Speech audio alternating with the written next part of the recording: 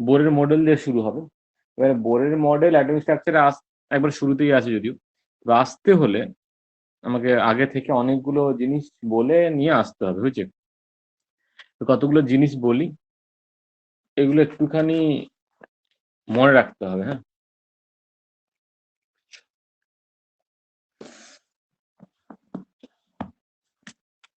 প্রথমে একবারে শুরুতে চলে আসছে। তোমাদের এই বইটা দেখবে একটুখানি, কি বই বলে যেন ওটা, এইচএসসি যে বইটা আছে না, বাংলা মিডিয়ামে যে বইটা আছে, ওই মিডিয়ামের বইটা থেকে একবারে শুরুটা বলছি।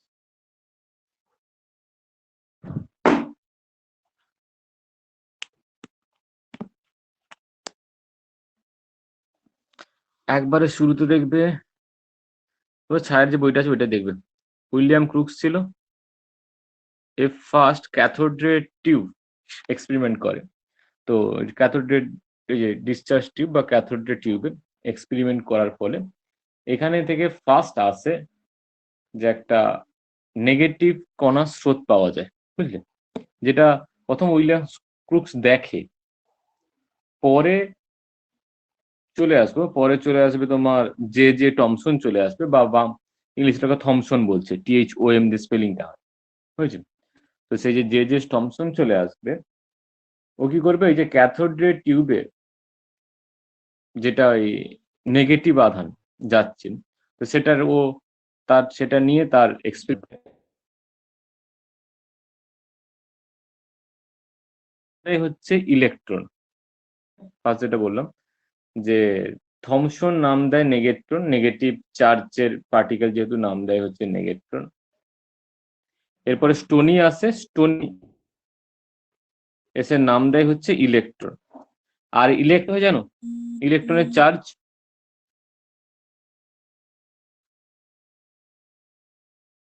ইলেকট্রনের আধান, সরি, ইলেকট্রনের আধান মনে আছে? কারুর মনে নেই? ইলেকট্রনের আধান কত হবে গো? 10 কুলম। -19, হ্যাঁ, 10⁻⁻19 কুলম। এগুলো কোথায় দেখবে? এগুলো সব আজকে খাতায় আমি লিখবো, পরে নোট করবে সবগুলো।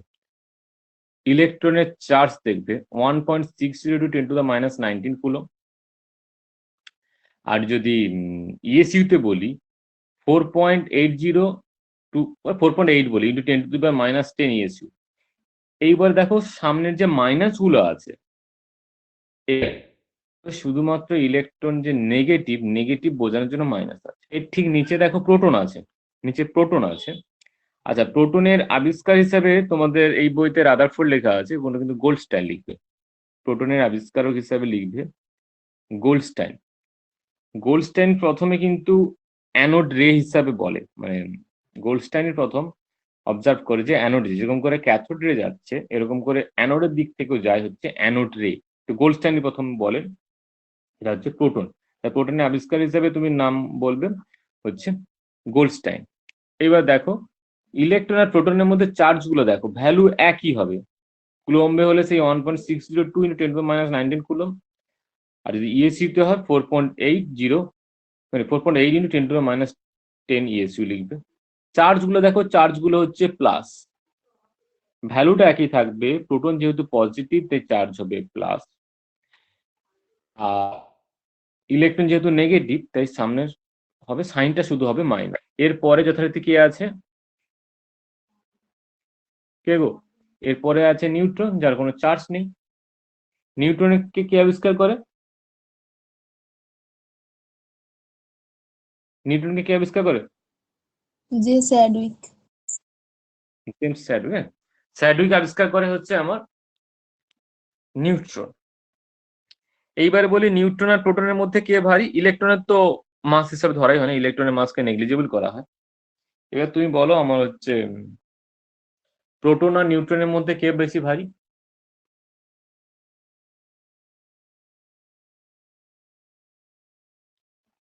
নিউট্রন।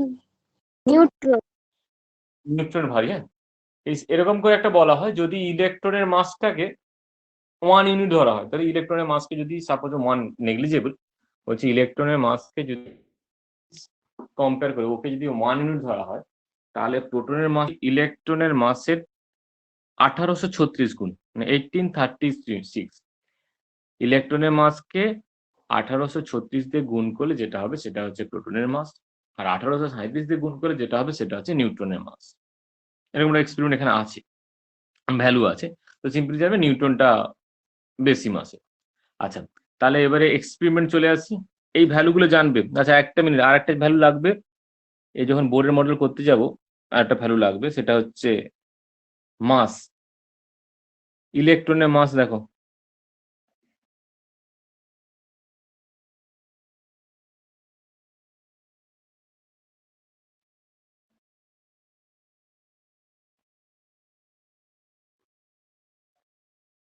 ইলেকট্রনের মাসটা দেখো 9.1 ইন্টু 10⁻⁻28 গ্রাম।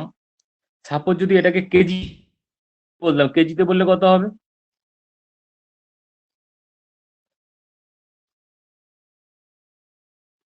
-20^4 এর জায়গায় -20^7 হবে। না, কেজিতে -31 হয়ে যাবো। স্যার -31 হবে। মানে যে 28টা আছে, এটা 28, হ্যাঁ, এটা 20, মানে 4 নয়, এটা 28 আছে, বুঝলে? এই 28 কে যখন আমি আবার হাজার দিয়ে ভাগ করবো, তখন উপরে আবার 3টে মাইনাস, মানে 10⁻⁻, থেকে আরো 3টে মাইনাস বেড়ে যাবে আর কি, যেটা -31 হবে, বুঝেছি? আচ্ছা, এই যে প্রোটনটা দেখো, তোমরা প্রোটনটা দেখেছো মনে হয়। প্রোটনের ক্ষেত্রে আছে 1.6725 হ্যাঁ, × 10⁻24 গ্রাম আছে। আচ্ছা, ওইটাকে 24টাকে তোমার হচ্ছে -27 করতে হবে তখন, বুঝেছি? এই যে জাস্ট প্রোটন আর কি বলে যেন এটা, নিউট্রন আছে, কাছাকাছি ভ্যালু আছে, দেখে ডিফারেন্স করতে পারবে না। ডিফারেন্স যদি পাও সেটা ইউ, মানে যেটা অ্যাটমিক মাস ইউনিট। আচ্ছা, ইউটা কি না, ইউটা আগে ছিল অ্যাটমিক মাস ইউনিট, বুঝছি?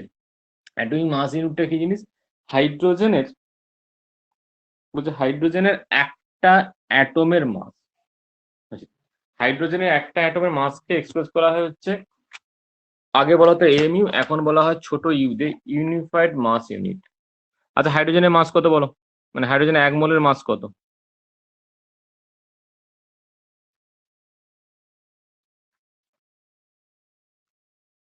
আচ্ছা, এটা 2 লিখবে তো, 2 3 লিখে দিলাম। 2 ইন্টু 10⁻23, এরকম যদি হাইড্রোজেন অ্যাটম হয়, এর মাস কত হবে? 9.1 × 10⁻⁻31 কেজি। হাইড্রোজেনের মাস, হাইড্রোজেন অ্যাটমের মাস 1.008 হয় না? আমি হাইড্রোজেন অ্যাটমের মাস চাইতাম, বুঝলে?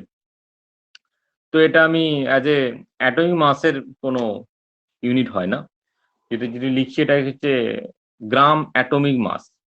আচ্ছা, কতগুলো কথা বলি। যদি অ্যাটমিক মাস বলি না, হাইড্রোজেনের অ্যাটমিক মাস, তখন বলবে 1.008, এখানে কোনো ইউনিট বসাবে না। যদি লিখি, মানে এরকম করে বলবো যে গ্রাম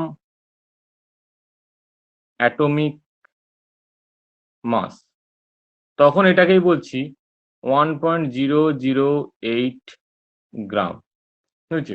যদি বলে ওর ক্ষেত্রে, যদি বলে মোল মাস, তখন লিখবো 1.008 গ্রাম পার মোল, মানে একটা অ্যাটমের ক্ষেত্রে, বুঝলি? আচ্ছা, এরপরে তোমার চলে আসছি, তাহলে হাইড্রোজেনের এই যে 1.008 গ্রাম, এর মধ্যে হাইড্রোজেন অ্যাটম কতগুলো আছে? অ্যাভোগাড্রো নাম্বারের অ্যাটম আছে, এটা বুঝতে পারবে কি? এটা হাইড্রোজেনের ক্ষেত্রে হ্যাঁ 1.008 স্যার। গ্রাম, যেটা ওর মধ্যে তাহলে একটা হাইড্রোজেন অ্যাটমের মাস কত? মাস অফ স্যার 1H কি হবে? না, এই যে 1.008টা কিন্তু অনেক সময় 1 ধরে নেওয়া হয়, পুরোটা লিখছি না। এটাকে ডিভাইড করা হবে হচ্ছে 6.022 ইন্টু 10⁻23। এইটাকে ভাগ করলে তোমার চলে আসবে 1.66 বা অনেক সময় এটাকে নিয়ার 1.67 লেখে ইন্টু 10⁻24 আসবে তোমার গ্রাম, কেজিতে ট্রান্সফার করে 27 কেজি হয়ে -27 কেজি হয়ে যাবে। এইটাকে বলা হয় হচ্ছে AMU, AMU মানে অ্যাটমিক মাস ইউনিট। এখন এটাকে ছোট্ট ইউ লেখা হয়, ইউ। ইউ এর মানে হচ্ছে ইউনিফাইড মাস ইউনিট, লিখে দিই ইউনিফাইড মাস ইউনিট, বুঝলে? ইউ আর এমইউ একই, মানে হাইড্রোজেনের যে 1.008 ওকে যদি আমি ডিভাইড করি ওই 6.022 × 10⁻23 যেটা দাঁড়াবে, সেটা হচ্ছে পার্টিকুলার একটা হাইড্রোজেন অ্যাটমের মাস। আচ্ছা, এবার নেক্সট একটা জিনিস বলি।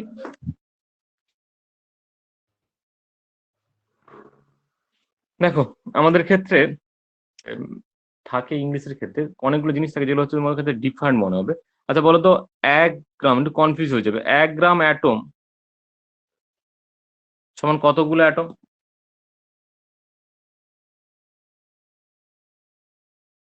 এরকম গ্রাম অ্যাটম লেখা থাকে।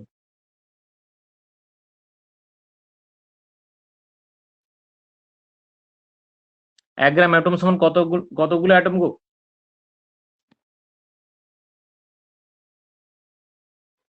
হ্যালো,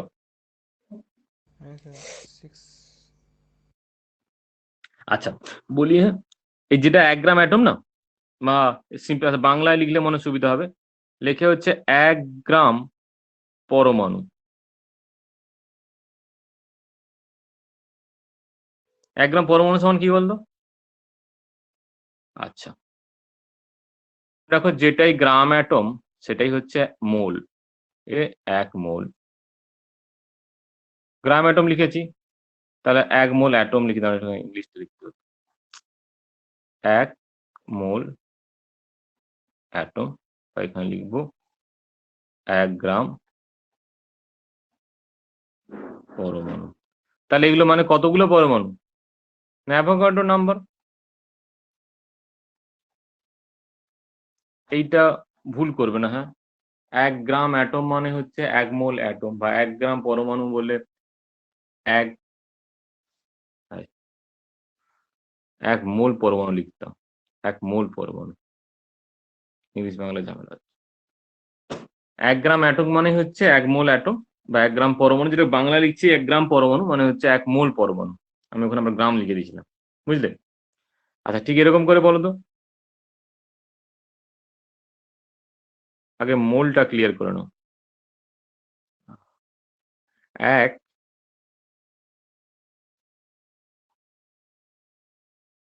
গ্রাম মলিকিউল, বা বাংলায় লিখবে 1 গ্রাম অণু। তো 1 গ্রাম অণু সমান কতগুলো অণু? এখানে লিখবে, এখানে 1 মোল অণু লিখবে, বা লিখবে 1 মোল মলিকুল। হ্যাঁ, এটা বুঝতে পারবে কিনা বলো? যেটাই গ্রাম অণু সেটাই বেসিক্যালি হচ্ছে মোল। এবার গ্রাম পরমাণু বললে 1 মোল পরমাণু হবে, গ্রাম অণু বললে 1 মোল অণু হবে।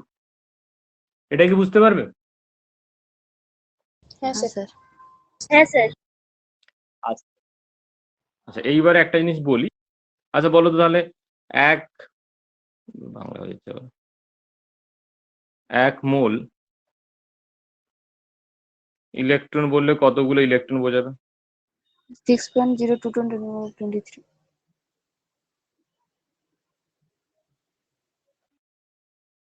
আচ্ছা তাহলে মোলটা অ্যাকচুয়ালি কিসের ইউনিট? হ্যাঁ, আয়তন, দৈর্ঘ্য, প্রস্থ, উচ্চতা কিসের ইউনিট মোল? মূলত একটা সংখ্যা, ওই যে অ্যাভোগাড্রো নাম্বারটা। মোলটা বেসিক্যালি হচ্ছে পরিমাণের ইউনিট। হ্যাঁ, মোলটা একটা পরিমাণের ইউনিট, আর এটাকে আজ এ মৌলিক ইউনিট হিসাবে ধরা হবে। এটা পরিমাণের ইউনিট হয়, বুঝলি? যেরকম করে জোড়া হয় দুটোতে, ডজন হয়, ঠিক সেরকম করে মোল বললেই এই অ্যাভোগাড্রো নাম্বার, বুঝছে? মিলিকানি এইটা মানে করে, মানে এই সংখ্যাটাকে আবিষ্কার করে মিলিকান। আচ্ছা, মিলিকান আরেকটা জিনিস করে, ইলেকট্রনের যে চার্জ লিখলাম, ইলেকট্রনের চার্জটাকেও আবিষ্কার করে হচ্ছে বিজ্ঞানী মিলিকান। মনে রাখো, মিলিকান চার্জ আবিষ্কার করে। আচ্ছা, এই হচ্ছে কথা। এর পরে একটা জিনিস আসবে, মানে যখন বোরের অ্যাটমিক মডেল আসবে, তখন এই এপসাইলন জিরো লেখা হবে। এই এপসাইলন জিরো কোথায় পড়ছো আগে? এপসাইলন জিরো হ্যাঁ স্যার পড়েছি। ফিজিক্সে পড়ছো? হ্যাঁ এর নাম কি? ওখানে বলতে বলতে মাধ্যমের ভেদ্যতা বলতো না? এখানে ওটাই ভেদ্যতাই, ওরকমই লেখা আছে। এখানে লিখেছে পারমিয়াবিলিটি নয়, এখানে পারমিটিভিটি লিখেছে। পারমিটিভিটি আর পারমিয়াবিলিটি একই রকম। পারমিটিভিটি, এটা ভেদ্যতা আর কি, পারমিটিভিটি অফ স্পেস। আচ্ছা, এর ভ্যালু আছে, এই ভ্যালুটা আমার লাগবে। এই ভ্যালুগুলো বলছি, এগুলো নোট করে রাখবে। মৌলের কথা তো হয়ে গেল, ইলেকট্রনের চার্জগুলো বলে দিচ্ছি। এটা হচ্ছে 8.854। এবারে এই যে 10⁻⁻12, এবারে ইউনিটটা দেখো, ইউনিট আছে, এটা হচ্ছে কুলম্বের স্কোয়ার, এটা নিউটন -1, এটা হচ্ছে m-2। এইবারে দেখবে, আচ্ছা নিউটনের সঙ্গে মিটার গুণ করলে কি হয় গো? মিটারে কি ইউনিট কি হয় নিউটনের সঙ্গে মিটার গুণ করলে?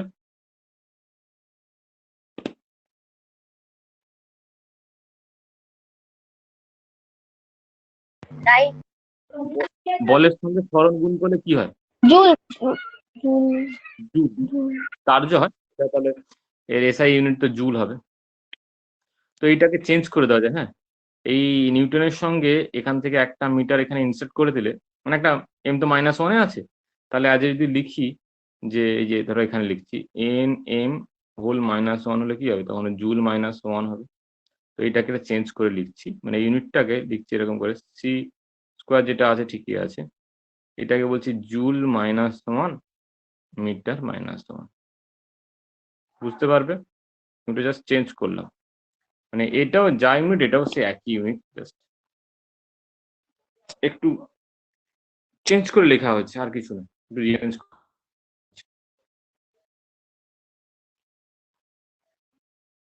বুঝলে?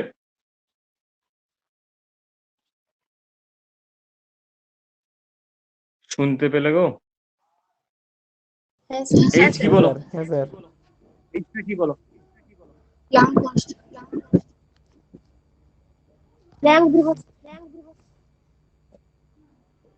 6.6 6×10⁻⁻34 -27 ইউনিট কি হবে? 34 এটা হচ্ছে এসআই তে। ইউনিট কি হবে? জুল মনে নেই। স্যার জুলের সঙ্গে 27 হলে সেকেন্ড, আর্ক সেকেন্ড। বুঝলে? জুলের সঙ্গে সেকেন্ড মাল্টিপ্লাই থাকবে, ইন্টু সেকেন্ড লেখা, গুণ মাইনাস জুল সেকেন্ড, বুঝলে? আর আগে করলে তখন 10⁻⁷ আছে, 7 ধরে দেবে, তখন হয়ে যাবে 6.626। এটা ঠিক থাকছে, এটা হচ্ছে 10⁻⁻27 আর্ক। আচ্ছা, এরপরে বাকি থাকছে হচ্ছে আমার রিডবার্গ কনস্ট্যান্ট, ক্যাপিটাল আর।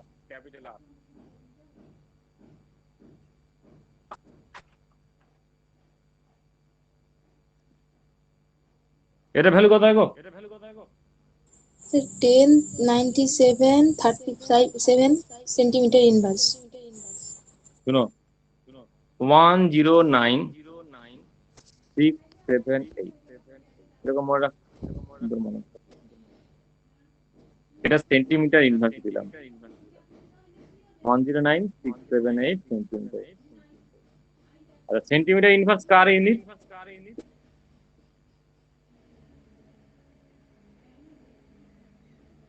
রিডবার্গ কনস্ট্যান্ট ইউনিট জানি, কিন্তু সেটা অ্যাকচুয়ালি কি? মানে ওয়েভ লেংথ, ফ্রিকোয়েন্সি, আর স্যার ওয়েভ বার, ওয়েভ নাম্বার, মানে ওয়েভ সেন্টিমিটার মানে ল্যামডা,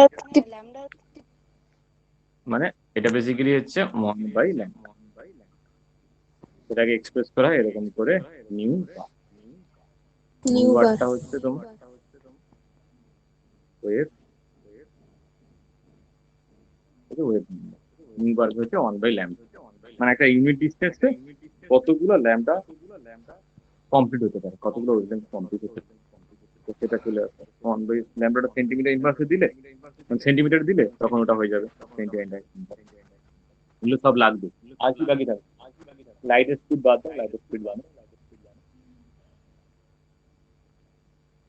ইলেকট্রনের চার্জ বলা হয়ে গেছে, মাস ইউনিট হয়ে গেছে,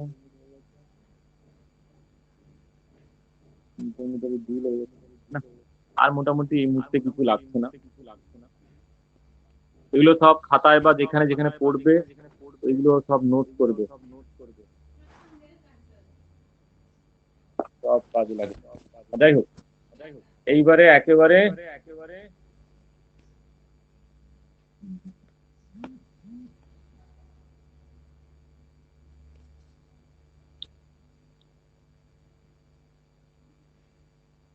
আচ্ছা, তো থমসনের ক্ষেত্রে কিভাবে তোমার ইলেকট্রন হলো বলি, তাহলে এখানে উইলিয়াম ক্রুক্সের ক্যাথোড রে হয়ে গেছিল, ওই ক্যাথোড রেটাকে বিশ্লেষণ করেছে আমার হচ্ছে টমসন। আচ্ছা দেখো, ক্যাথোড থেকে লম্বভাবে নির্গত হয়, এবার অ্যানোডের দিকে ধাবিত হয় অতি দ্রুত গতিতে, বলতে খুব ফাস্ট, এদিক থেকে হয়ে মাইনাস থেকে বেরিয়ে একেবারে প্লাসের দিকে ছুটবে। আচ্ছা এইবারে দেখো, এবার প্রপার্টি ক্যাথোড রশ্মি আলোক রশ্মির মতো সরলরেখায় চলে, বুঝছে? এবারে নেক্সট এই অবজারভেশন গুলো করার পরে বলবে এটা হচ্ছে অ্যাকচুয়ালি হচ্ছে নেগেটিভ কণার স্রোত, নাম দেবে হচ্ছে নেগেট্রন। আচ্ছা, ক্যাথোড রশ্মি হচ্ছে কি না ভরবেগ বিশিষ্ট ক্ষুদ্র কণার সমবায়ে গঠিত, বুঝছে? যদিও ইলেকট্রনের ক্ষেত্রে পরের দিকে আসবো, ইলেকট্রনের ভরটাকে প্রায় নেগলেক্ট করে দেওয়া হবে, ইলেকট্রনের ভরকে প্রায় নেগলেক্ট করা হবে। আচ্ছা, ক্যাথোড রশ্মির ক্ষেত্রে উষ্ণতা বৃদ্ধি পায়, আচ্ছা বস্তুর উষ্ণতা বৃদ্ধি পায়, এরপরে কি আছে, গ্যাসকে আয়নিত করতে পারে, একবারে শেষে চলে আসছি যে আধান বিশিষ্ট কণার মতো বিক্ষেপিত হয়। এ তড়িৎ বা চৌম্বক ক্ষেত্রে প্রভাবে এই রশ্মির গতিপথ আধান বিশিষ্ট কণার মতো বিক্ষেপিত হয়, ডিফ্লেক্টেড হয় আর কি। তো কাজে এটা যেটা পাওয়া গেল, এটা হচ্ছে কাজে এই রশ্মি ঋণাত্মক আধান বিশিষ্ট কণার সমন্বয়ে গঠিত। কারণ হচ্ছে ঋণাত্মক, কোথায় গেল, ধনাত্মক আধানযুক্ত ইলেকট্রোস্কোপকে এই রশ্মি আধান শূন্য করে, মানে ইলেকট্রোস্কোপে পজিটিভ আধান ছিল, সেটার মধ্যে দিয়ে যখন ক্যাথোড রশ্মিকে পাঠাবে সেটাকে কি করবে, নিউট্রাল করে দেবে, বুঝছে? আধান শূন্য করে। তো এই রশ্মি তাহলে কি হচ্ছে, ঋণাত্মক, এইখান থেকে পেলো। আচ্ছা, আর কিছু নয়। আচ্ছা, তো এটা ফার্স্ট এইখানে দেখবে, এইখানটা যে বইটা খুলবে, তো তিনি বলতে এখানে থমসন আর কি, থমসন কণাগুলোর নাম দেন নেগেট্রন। স্টোনি চলে আসবে, এখানে স্টোনি এই কণাগুলোর নাম দেন পরে হচ্ছে ইলেকট্রন, ইলেকট্রন নামটা একটু স্টোনির দেওয়া। এই পয়েন্টগুলো জাস্ট একটু মনে রাখবে।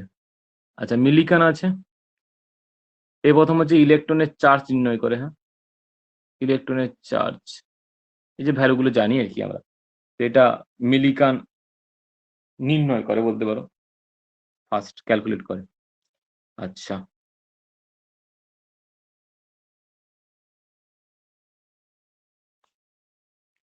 এই যে ইলেকট্রনের ভর হবে একটি হাইড্রোজেন পরমাণুর ভরের, মানে জাস্ট এখানে শুধুমাত্র প্রোটন আছে তার ভরে, মানে H11 যে পরমাণুটা আছে কি তার ভরের 1-এর 1836 গুণ, মানে তার ভরকে 1836 তে ভাগ করলে যেটা হবে সেটা হচ্ছে ইলেকট্রনের ভর। আচ্ছা, এখানে আর কি লাগবে? আর কিছু না। এবারে চলে আসছে এইখানে একটা একটা পয়েন্ট জাস্ট বলে যাব। 1886 এ বিজ্ঞানী গোল্ডস্টেইন, বুঝছে, তড়িৎক্ষরণ নলে ক্যাথোড পরীক্ষা করে দেখে যে ছিদ্রযুক্ত ক্যাথোড ব্যবহার করে দেখেন যে ক্যাথোড রশ্মি নয় বিপরীত মুখে আরেক প্রকার রশ্মি অ্যানোডের দিকের থেকে নির্গত হয়, বুঝছে। ক্যাথোডের ছিদ্রের মধ্যে দিয়ে সরলরেখা বেরিয়ে আসছে, নাম কি দিচ্ছে দাঁড়াও, প্রথমে নাম দেয় হচ্ছে ক্যানাল রশ্মি, হয়েছে। পরে থমসন আছে, থমসনের নাম দেয়, এটা যেহেতু এদিক থেকে আসছে আর কি, মানে অ্যানোড রশ্মি হিসাবে যেহেতু আসছে, অ্যানোড থেকে হচ্ছে, পরে নাম দেয় হচ্ছে পজিটিভ রশ্মি। আচ্ছা, একে অ্যানোড রশ্মিও বলা হয়, অ্যানোড থেকে আসছে তাই জন্য অ্যানোড রশ্মি, অ্যানোড রে আর কি। থমসনের পরে নাম দেয় যে পজিটিভ, বুঝেছেন।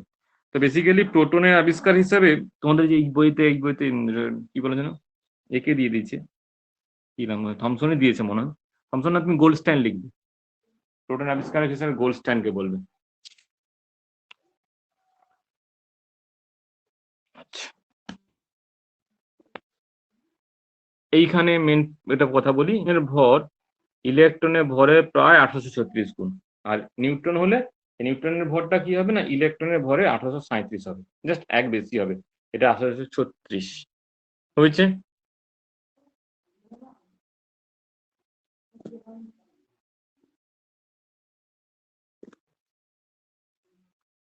এটা এগুলো সব পার্টিকেল, তাই জন্য কণা ধর্ম থাকে, সঙ্গে সঙ্গে ভরবেগ থাকে, ভর যথেষ্ট বেশি ভর আছে, আর এগুলো সবই সরল রেখায় ধাবিত হয়।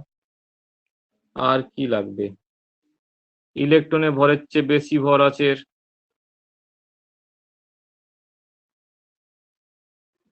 নেচার তো পজিটিভ হবে। আচ্ছা, এরপরে নিউট্রন চলে আসি, ধরো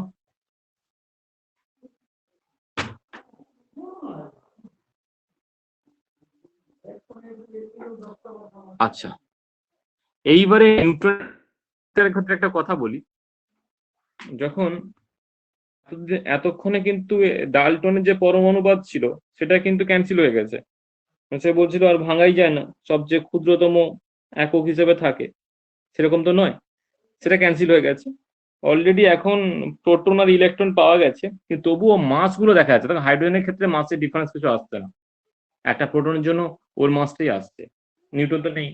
কিন্তু বাকি যেগুলোতে দেখা যাচ্ছে সবগুলোতে দেখবে যে মাসটা, ইলেকট্রন তো মাস প্রায় নেগলেক্ট করে দেওয়া হয়েছে, কিন্তু ক্যালকুলেটেড যে মাস দেখা যাচ্ছে সেটা বলছে যে প্রোটনের যে মাস আছে তার থেকে প্রায় ডাবল বা তার থেকে ডাবলের থেকে কিছুটা বেশি হয়ে যাচ্ছে। তো তখন যেটা একটা মানে হাইপোথিসিস হিসেবে যেটা ভাবা হলো, তাহলে ওখানে কি আছে, তাহলে এমন কোনো কণা আছে যার কোনো চার্জ নেই, মানে আধান কিছু নেই, আধান থাকলে তো আধানের কিছু চেঞ্জ হতো, বলতে আধান কিছু নেই কিন্তু ভর আছে,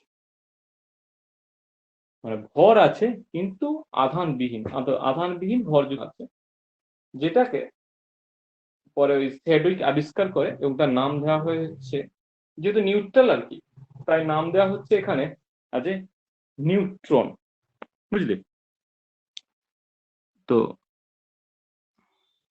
এখানে করে পারমাণবিক স্কেলে যে প্রোটনের ভর 1 ইউনিট আর ইলেকট্রনের ভর নিগুণ, কিন্তু মৌলের পরমাণু কেবল ইলেকট্রন প্রোটন দ্বারা গঠিত হলেও এই মোট ভর যেটা দেখতে আছে এটা প্রোটনের ভরের সমান হবে, কিন্তু একমাত্র হাইড্রোজেন ছাড়া অন্য যে কোনো মৌলের পরমাণুতে উপস্থিত ভর হচ্ছে মোট প্রোটনের ভর অপেক্ষা পরমাণুর প্রকৃত ভরের মান বেশি হয়।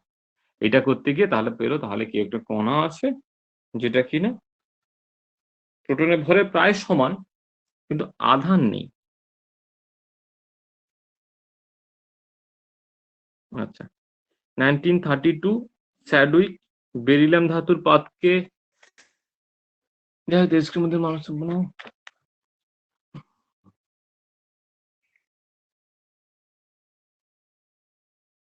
এখান থেকে যে সিদ্ধান্তটা বলে, সিদ্ধান্তে আসা যায় যে এই কণা একটি ইলেকট্রনবিহীন গ্যাসীয় হাইড্রোজেন পরমাণু, ইলেকট্রনবিহীন গ্যাসীয় হাইড্রোজেন পরমাণু বলছে। তো ফাইনালি যেখান থেকে আমার ক্যালকুলেট কর মানে ফাইনাল ডিসিশন হবে, ওটা অ্যাকচুয়ালি নাম দেওয়া হবে হচ্ছে নিউট্রন। তো নিউট্রনটা কি হয়ে যাচ্ছে না ভরযুক্ত কিন্তু আধানহীন না আধানবিহীন বলবে। তো এবং এর ভরটা কিন্তু ফাইনাল যখন বলবে এর ভর কিন্তু হয়ে যাবে তোমার এর থেকে বেশি। কি নাম বলছি জানো? যে প্রোটনের ভরের চেয়ে একটুখানি বেশি। আচ্ছা এইখানটা চলে আসো, যে এই নিস্তড়িত কণা নিঃসন্দেহে রাদারফোর্ড দ্বারা প্রস্তাবিত নিউট্রন বলে প্রমাণিত হয়। যে মাসটা জাস্ট দেখে নাও একটুখানি, যে ইলেকট্রন অপেক্ষা 1837 গুণ ভারী। মনে রাখবে, ওখানে হচ্ছে 36, এখানে হচ্ছে 1837। চার্জ মানে E/m 0 দিয়েছে, মনে থাকবে। এইগুলো জাস্ট একটুখানি নোট করে রাখবে, যেখানে পারো একটু নোট করে রাখবে। সবসময় তো বই খুলতে হবে না, কোনো একটা জায়গায় চলে আসলে নোট করে রাখবে। তো এইখান পর্যন্ত আমার গেছিল নিউট্রন। আচ্ছা, এইবার একটা জিনিস আসি, যে কিছু পরমাণু মডেলের কথা বলা হয়নি, চলে এসেছি একবার রাদারফোর্ড চলে এসেছি। তো প্রথম পরমাণুর মডেল দেয় কিন্তু আমার থমসনের প্রথম মডেল আছে হচ্ছে প্লাম পুডিং মডেল। এখানে কি আছে? এখানে নেই, এখানে রাদারফোর্ড থেকে আসে। আচ্ছা, মনে রাখবে প্রথম যে মডেল আছে মানে পরমাণু যে মডেল আছে সেটা চলে আসে হচ্ছে থমসনের প্লাম পুডিং মডেল বলা হয়। এইখানে জিনিসটা আসছে যে বলছে যে টোটালটা না, টোটাল যে এটা এঁকেছি যে সারফেসটা, বলছে টোটাল সারফেসটাই হচ্ছে পজিটিভ চার্জ, মানে টোটাল সারফেসটাই তোমার পজিটিভ চার্জ হয়ে আছে। আর এর মধ্যে মাইনাস গুলো মানে পুডিং এর উপরে যেরকম করে তার ইনগ্রিডিয়েন্ট গুলো উপরে থাকে আর কি, এরকম করে এগুলো হচ্ছে মাইনাস গুলো এমনি করে পড়ে আছে।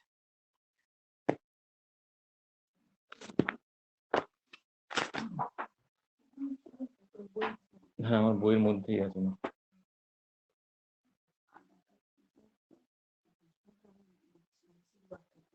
আচ্ছা ঠিক আছে, করে নাও।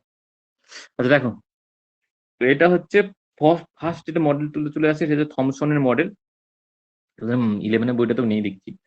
তো ফার্স্ট মডেল থমসনের চলে আসবে, এখানে টোটালটাই হচ্ছে পজিটিভ চার্জ আর তার ভিতরে গুলোকে রাখা আছে।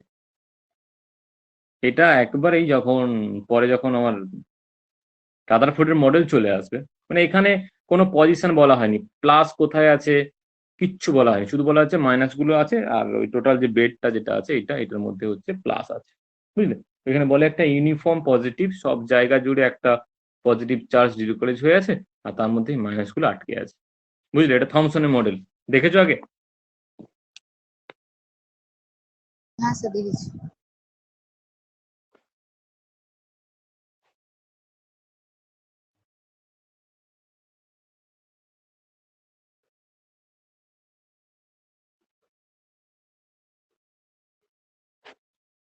আচ্ছা, এরপরে চলে আসছি হচ্ছে রাদারফোর্ডের মডেল।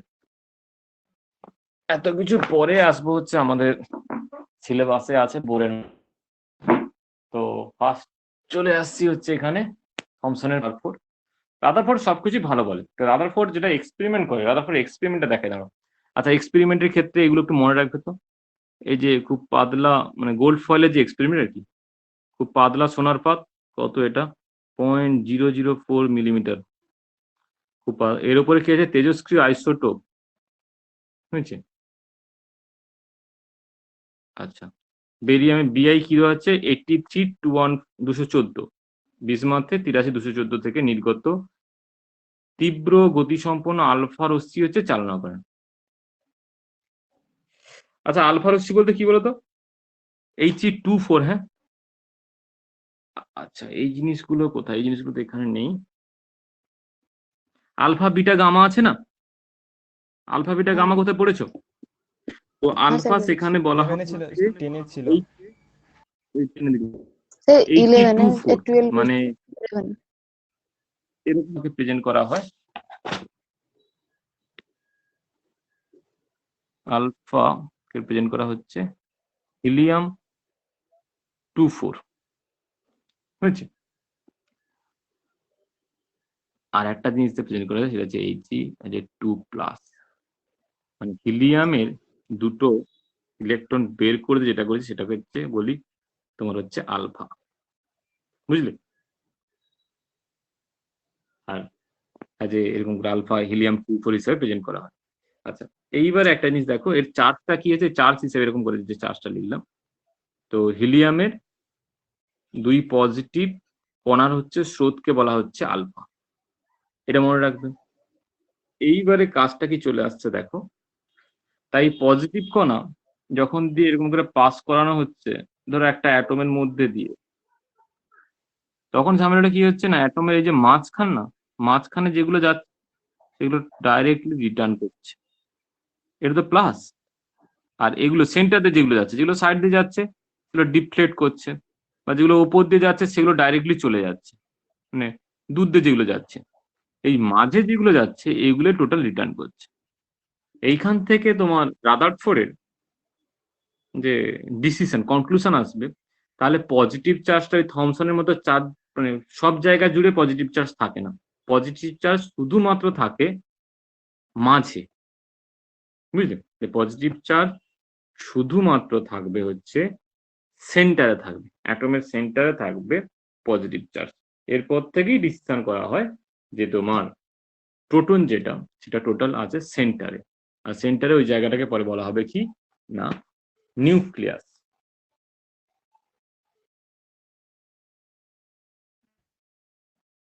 এখানে কোনো জায়গায় আলফা কোনো কিছু চার্জ টার্জ দেখেনি, শুধু হিলিয়াম 2+ বলে যে 2+ লিখে দিয়েছে আর কি, 2+ কণা স্রোত। এবার দেখো যেগুলো যাচ্ছে দূরে, যেটা ডাইরেক্টলি গেল সেটা একবারে পেছন দিকে রিটার্ন আসছে, সাইডে গুলো ডিফ্লেক্ট করছে, আর দূর দিয়ে যদি যায় ডাইরেক্টলি চলে যাচ্ছে, বুঝছো? এইটা করার পর বুঝতে পারবে তাহলে টোটাল যে প্লাস চার্জ তাহলে আছে কোথায়, এইখানে আছে, সেন্টারে আছে টোটাল প্লাস চার্জ।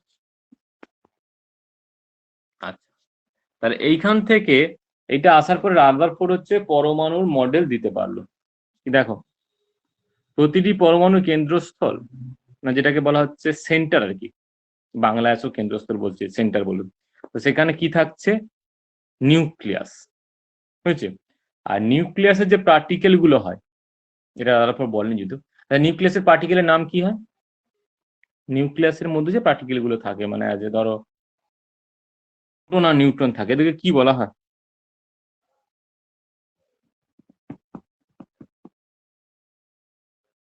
হ্যাঁ, নিউক্লিয়াসে কণাগুলো কি বলা হয়? নিউক্লিয়াসের কণাগুলোকে নিউক্লিয়ন বলে। হ্যাঁ, নিউক্লিয়াসকে কণাগুলোকে নিউক্লিয়ন বলা হবে, নিউক্লিয়াসের পার্টিকেল হলে তাকে বলা হবে নিউক্লিয়ন। আচ্ছা, নিউক্লিয়াসের আকার সমগ্র পরমাণু তুলনায় নিতান্তই ক্ষুদ্র, একবারে সেন্টার থাকে, কিন্তু ক্ষুদ্র হলেও কি হচ্ছে টোটাল যে মাস থাকে, টোটাল মাসটাই ওর মধ্যে থাকে। পরমাণুর প্রায় সমগ্র ভর নিউক্লিয়াসে কেন্দ্রীভূত। আচ্ছা, পরমাণু অভ্যন্তরস্থ বেশিরভাগ স্থানই ফাঁকা, এই যে টোটালটাই গ্যাপ, শুধু মাঝখানে হচ্ছে কি থাকবে না টোটাল আধানটা থাকবে, এবং আর বুঝতে পারছো ইলেকট্রনের তো কোনো ভর নেই, ভর যা আছে প্রোটন আর নিউট্রনে, তো সেন্ট্রালি এইখানে থাকবে হচ্ছে টোটাল মাসটা থাকবে। আলটিমেট কথা হচ্ছে পুরো জায়গা ফাঁকা, টোটাল যে টোটাল ভর আছে আয়তনের মধ্যে ক্ষুদ্র একটা জায়গা, এবং যেটা জায়গাটা কিনা টোটাল আঁকা তার থেকে অনেকটাই ছোট, এই জায়গাটাকে বলা হচ্ছে নিউক্লিয়াস। আচ্ছা, পরমাণুর সমস্ত ধনাত্মক আধান নিউক্লিয়াসে অবস্থান করে। আচ্ছা, পরমাণু ছিল তড়িৎ নিরপেক্ষ, তড়িৎ নিরপেক্ষ বলতে ইলেকট্রিক্যালি নিউট্রাল। হ্যাঁ, কেন না যতগুলো প্লাস থাকে ততগুলো তো মাইনাস থাকে, তাই জন্য তো আমরা যেটাকে জেড বলি, জেডটা তো অ্যাকচুয়ালি হচ্ছে প্রোটনের সংখ্যা, মানে অ্যাটমিক নাম্বারের সংখ্যা। এবার আমরা নিউট্রাল অ্যাটমের জন্য কি করি, যতগুলো প্রোটন আছে ততগুলো ইলেকট্রন ধরি, কেন না যেহেতু ওটা নিউট্রাল, তাহলে যতগুলো প্লাস চার্জ আছে ততগুলো মাইনাস থাকতে হবে, তাই জন্য যতগুলো প্রোটন হয় ততগুলো তোমার ইলেকট্রনও হয়। নিউট্রন বের করা হয় কোথা থেকে, না নিউট্রন বের করা হয় ভর সংখ্যা থেকে, প্রোটনের সংখ্যা বাদ দাও, মানে থেকে জেড বাদ দাও, যেটা বেরোবে সেটা হচ্ছে নিউট্রনের সংখ্যা। এর একটাই জাস্ট ভুল ছিল, এই মডেলের ক্ষেত্রে ভুল বলা হবে, সেটা ও মানে প্লাসকে কেন্দ্র করে মাইনাস ঘুরে এইটুকুই বলেছিল, কিন্তু পরের দিকে যখন ওই কি বলে জানো এর থিওরি হলো কি বলে ওর নাম,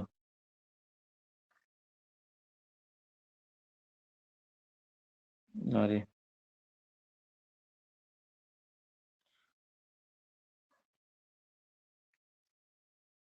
আচ্ছা তরঙ্গ বলতে ইলেকট্রোম্যাগনেটিক। আচ্ছা সিম্পলি জানো যে পরের ঝামেলার কি হচ্ছে, এটা তোমার সিম্পলি বলে দিয়েছে যে প্লাস আছে মাইনাস আছে, এই প্লাসটা মাইনাসটাকে টানে ভেতরের দিকে, এই ভেতরের দিকে টানার বলটাকে কি বলা হয়, অভিকেন্দ্র বল, বুঝলে? আর বাইরে যেটা যাচ্ছে সেটাকে বলে তোমার হচ্ছে বল, অপকেন্দ্রিক। মানে সেটাকে বলা হয় হচ্ছে ওই সেন্ট্রিফিউগাল, আর এটাকে সেন্ট্রিপিটাল। দাঁড়াও। আচ্ছা অপকেন্দ্র অভিকেন্দ্র বুঝতে পারবে তো, অভিকেন্দ্র বলতে হ্যাঁ, কেন্দ্রের অভিমুখের দিকে আছে, সেটাকে বলা হচ্ছে সেন্ট্রিপিটাল ফোর্স, আর যেটা কেন্দ্র থেকে বাইরের দিকে যায়, বাইরের দিকে যায় যেটা, সেটাকে বলা হচ্ছে সেন্ট্রিফিউগাল ফোর্স। এই দুটো বল মানে অভিকেন্দ্র বল আর তোমার হচ্ছে কেন্দ্রাতিক বল, এটা যদি সমান হয়, এই কেন্দ্রাতিক বলটা বাইরের দিকে নিয়ে যাচ্ছে আর এখানে অভিকেন্দ্র বল হিসেবে কাজ করছে প্লাস মাইনাসে, যে স্থিরতাত্ত্বিক যে আকর্ষণ বল হচ্ছে এটা যদি কাজ করে তখন গিয়ে এটা হয়ে যাবে কি না, পরমাণুটা স্টেবল থাকবে। কিন্তু বলছে পরমাণু যখন ঘুরছে, তো ঘুরতে ঘুরতে মানে কি জানো ওটা ওই ম্যাক্সওয়েলের যখন আছে কি জানো, ম্যাক্সওয়েলের কি ছিল, এই ওয়েভ ছিল, মানে যেটা হচ্ছে তড়িৎ চুম্বকীয় তরঙ্গ যেখানে আসবে, এখান থেকে বলা হবে যখন একজন ওই সেন্ট্রাল একটা কেন্দ্রকে কেন্দ্র করে যখন ওই ইলেকট্রন গুলো ঘুরছে, তো ইলেকট্রন গুলো বলছে ঘোরার সময় সবসময় ইলেকট্রন গুলো কি হবে না শক্তির বিকিরণ করে, মানে এনার্জি এমিট করবে। বলছে এনার্জি যদি এমিট করে, মনে রাখো এই ইলেকট্রন ঘুরতে ঘুরতে প্রতি রাস্তাতে সবসময় কি হবে না এনার্জির মানে শক্তির এমিশন করবে, শক্তির বিকিরণ করবে। শক্তির বিকিরণ করলে কি হবে, আস্তে আস্তে শক্তি কমবে। এ বলছে ঘুরতে ঘুরতে ঘুরতে ঘুরতে একটা টাইম, মানে একবার সঙ্গে সঙ্গে আমি বলছি অনেকক্ষণ পরে হলেও কি হচ্ছে, এটা ইলেকট্রনটা এসে পড়বে হচ্ছে এই সেন্টারে। কিন্তু দেখানো গেছে যে সেন্টারে ইলেকট্রনের মানে কেন্দ্রে নিউক্লিয়াসে ইলেকট্রনের অ্যাভেবিলিটি নেই, জিরো। কেন্দ্রে ইলেকট্রনের কোনো অ্যাভেবিলিটি নেই, মানে কোনো অ্যাভেবিলিটি বলতে কোনো সম্ভাব্যতা নেই যে ইলেকট্রনের অ্যাভেলেবল হবে তোমার নিউক্লিয়াসের মধ্যে। তাই জন্য ওই থিওরি মানে যেটা তোমার ছিল কি যেন রাদারফোর্ডের পরমাণু মডেল, রাদারফোর্ডের পরমাণু মডেল হচ্ছে ভুল বলা হবে। এইটা দেখো এই যে ইলেকট্রন করে এরকম করে ঘুরছে, ঘুরতে ঘুরতে ঘুরতে ঘুরতে যখন এনার্জি ছাড়ছে আস্তে আস্তে কি পাশের দিকে আসছে, এসে একবার সেন্ট মাঝখানে পড়বে, বুঝছি? তাই জন্য বলছি রাদারফোর্ডের পরমাণু মডেল পরমাণু গঠন কখনো স্থায়ী হবে না।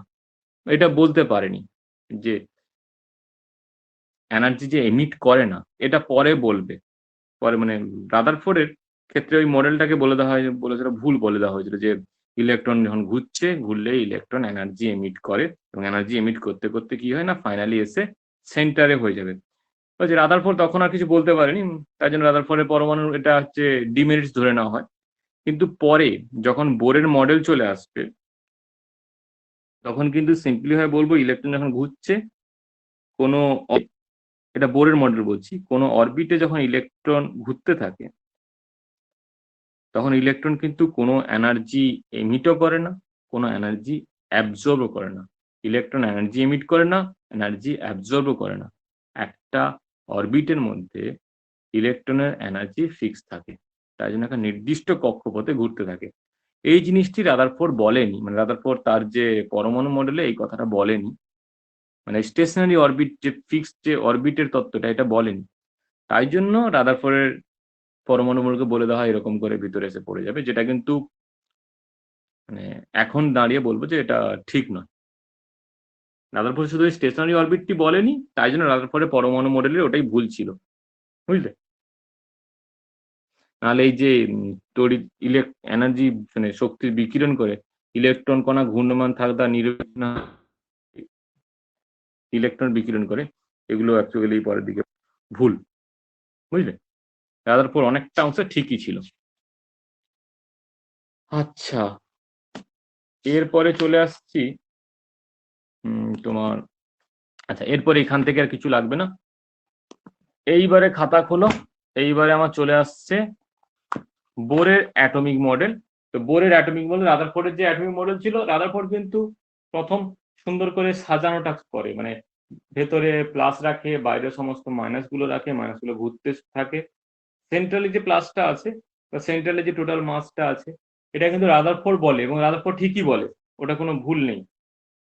এবার ভুল একটা জিনিস রাদারফোর্ড যেটা কম কমতি রেখে গেছে, যেটা ক্লিয়ার করেনি, সেটা পরে ক্লিয়ার করে আমার হচ্ছে বোরের। তো বোরের অ্যাটমিক মডেলে বলা হয় যে স্টেশনারি অরবিটের কথা বলা হয়, মানে এখানে কিছু অরবিট হয়, বুঝেছি, যার অরবিট বা যাকে বলছি কক্ষ, বুঝলে, কক্ষ বলা হয় অরবিট বা কক্ষ। আর যেটা অনেকটা সিমিলার হচ্ছে সোলার সিস্টেমের ক্ষেত্রে, মানে ওই যে সূর্যকে কেন্দ্র করে যেরকম করে গ্রহগুলো ঘোরে, সেরকম সেই সোলার সিস্টেমের ক্ষেত্রে, সোলার সিস্টেম যেটাকে কক্ষপথ বলা হয়, সেটা অনেকটা অর্থে এই যে কক্ষ বলবো, বোরের মডেল যে কক্ষ, এর সঙ্গে কিন্তু রিলেটেড হবে, বুঝলে। তো এইখানে বোরের মডেলে এসে দেখো, এটা এরকম আছে। এইখানে এই বোরই প্রথম, এই যে আমরা বলি না কে, এল, এম, এন, ও, পি, কিউ, এই যে সাতটা, এদেরকে বলা হচ্ছে অরবিট, বাংলায় বলছে কক্ষ, এটাকেই হচ্ছে কক্ষপথ, মানে যেটা হচ্ছে তোমার এর সিস্টেমের সঙ্গে সিমিলার, বা বলা হচ্ছে সেল। অরবিট মানে কক্ষ, আর বলা হচ্ছে সেল।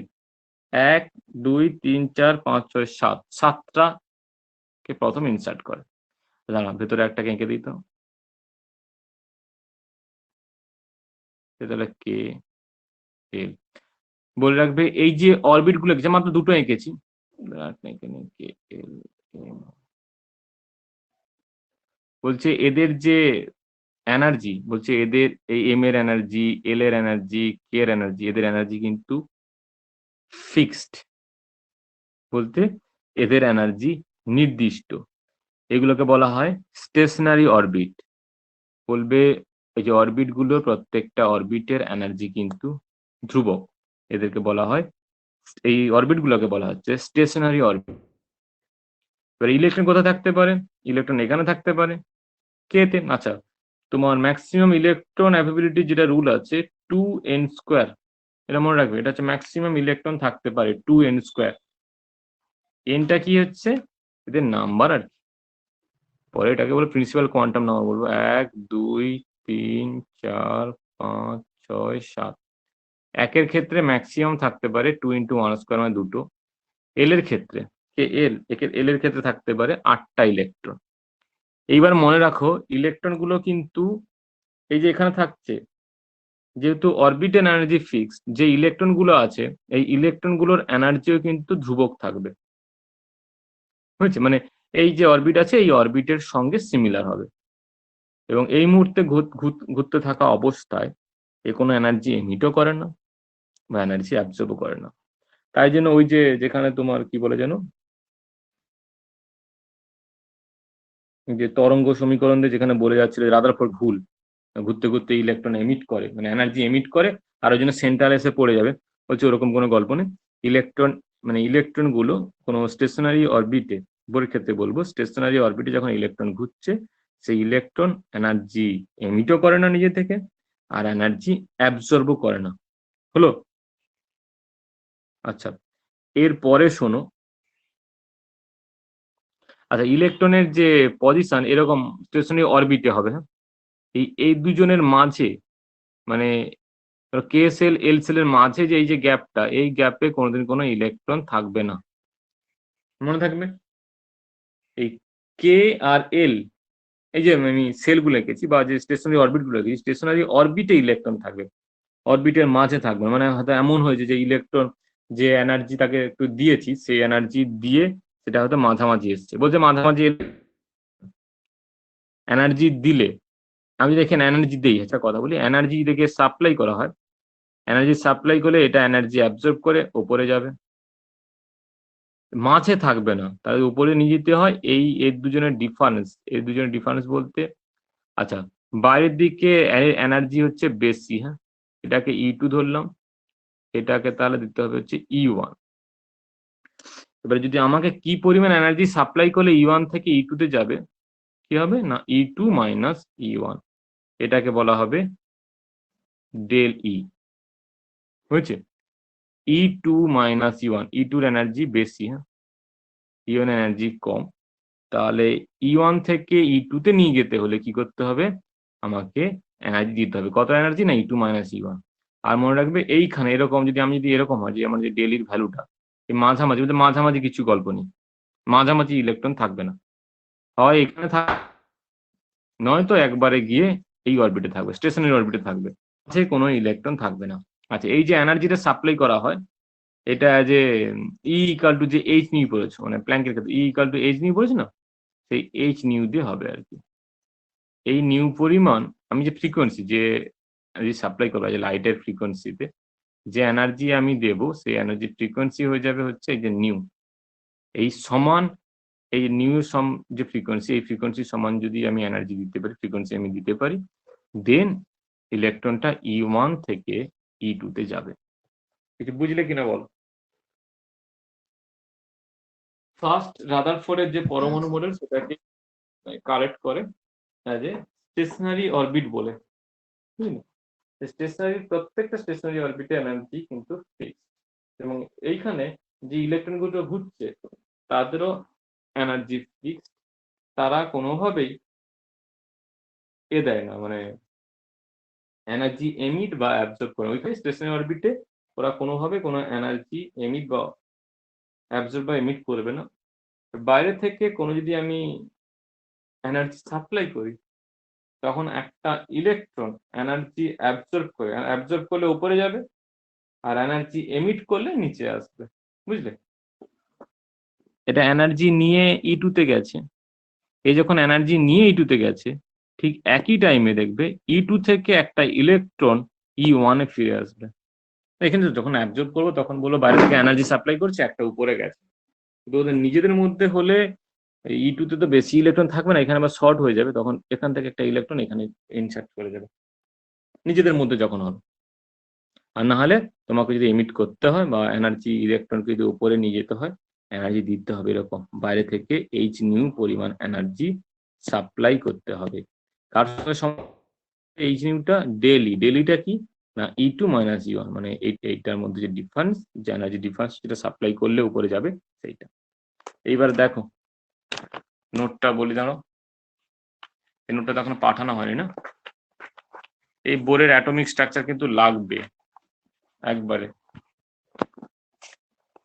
দেখাই। Electron move round the nucleus in a several selected circular orbit. হয়েছে? পরে যদিও এগুলো আবার সোমারফিল্ড আসবে, সোমারফিল্ড এসে মানে ওই যে কি বলেন সার্কুলার যে পাথটা, সার্কুলার পাথের একটা গল্প চেঞ্জ হবে, তবে সেটা অ্যাজ এ উপকক্ষের ক্ষেত্রে। যদি বলি যে 3s 3p 3d, 3dটা কিন্তু রাউন্ড হবে, মানে যে স্ফেরিক্যাল হবে, আর বাদ বাকিগুলো হবে না, একটা করে রাউন্ড হবে। যে 2s 1s এর ক্ষেত্রে 1s, 2s 2pর ক্ষেত্রে 2p, 2pটা কিন্তু উপকক্ষ বলা হয়, মানে যাকে বলা হচ্ছে সাবসেল, কক্ষের ভেতরে আছে সাবসেল। এবার 3 নম্বরে সেটা 3s 3p 3d, সেখানে 3d হবে রাউন্ড, হ্যাঁ হ্যাঁ স্ফেরিক্যাল আসবে। এর পরে তোমার চলে আসছে তোমার কি যেন, আচ্ছা এর পরে চলে আসছে হচ্ছে তোমার, এর নাম বলি, আচ্ছা 4s 4p 4d 4f, ওখানে হবে 4f, বুঝলি? এগুলো সোমারফিল্ড যখন আসবে তখন আবার বলবো। আচ্ছা দেখো, each selected orbit is associated with a definite amount of energy, বুঝছি, and it's therefore called energy level.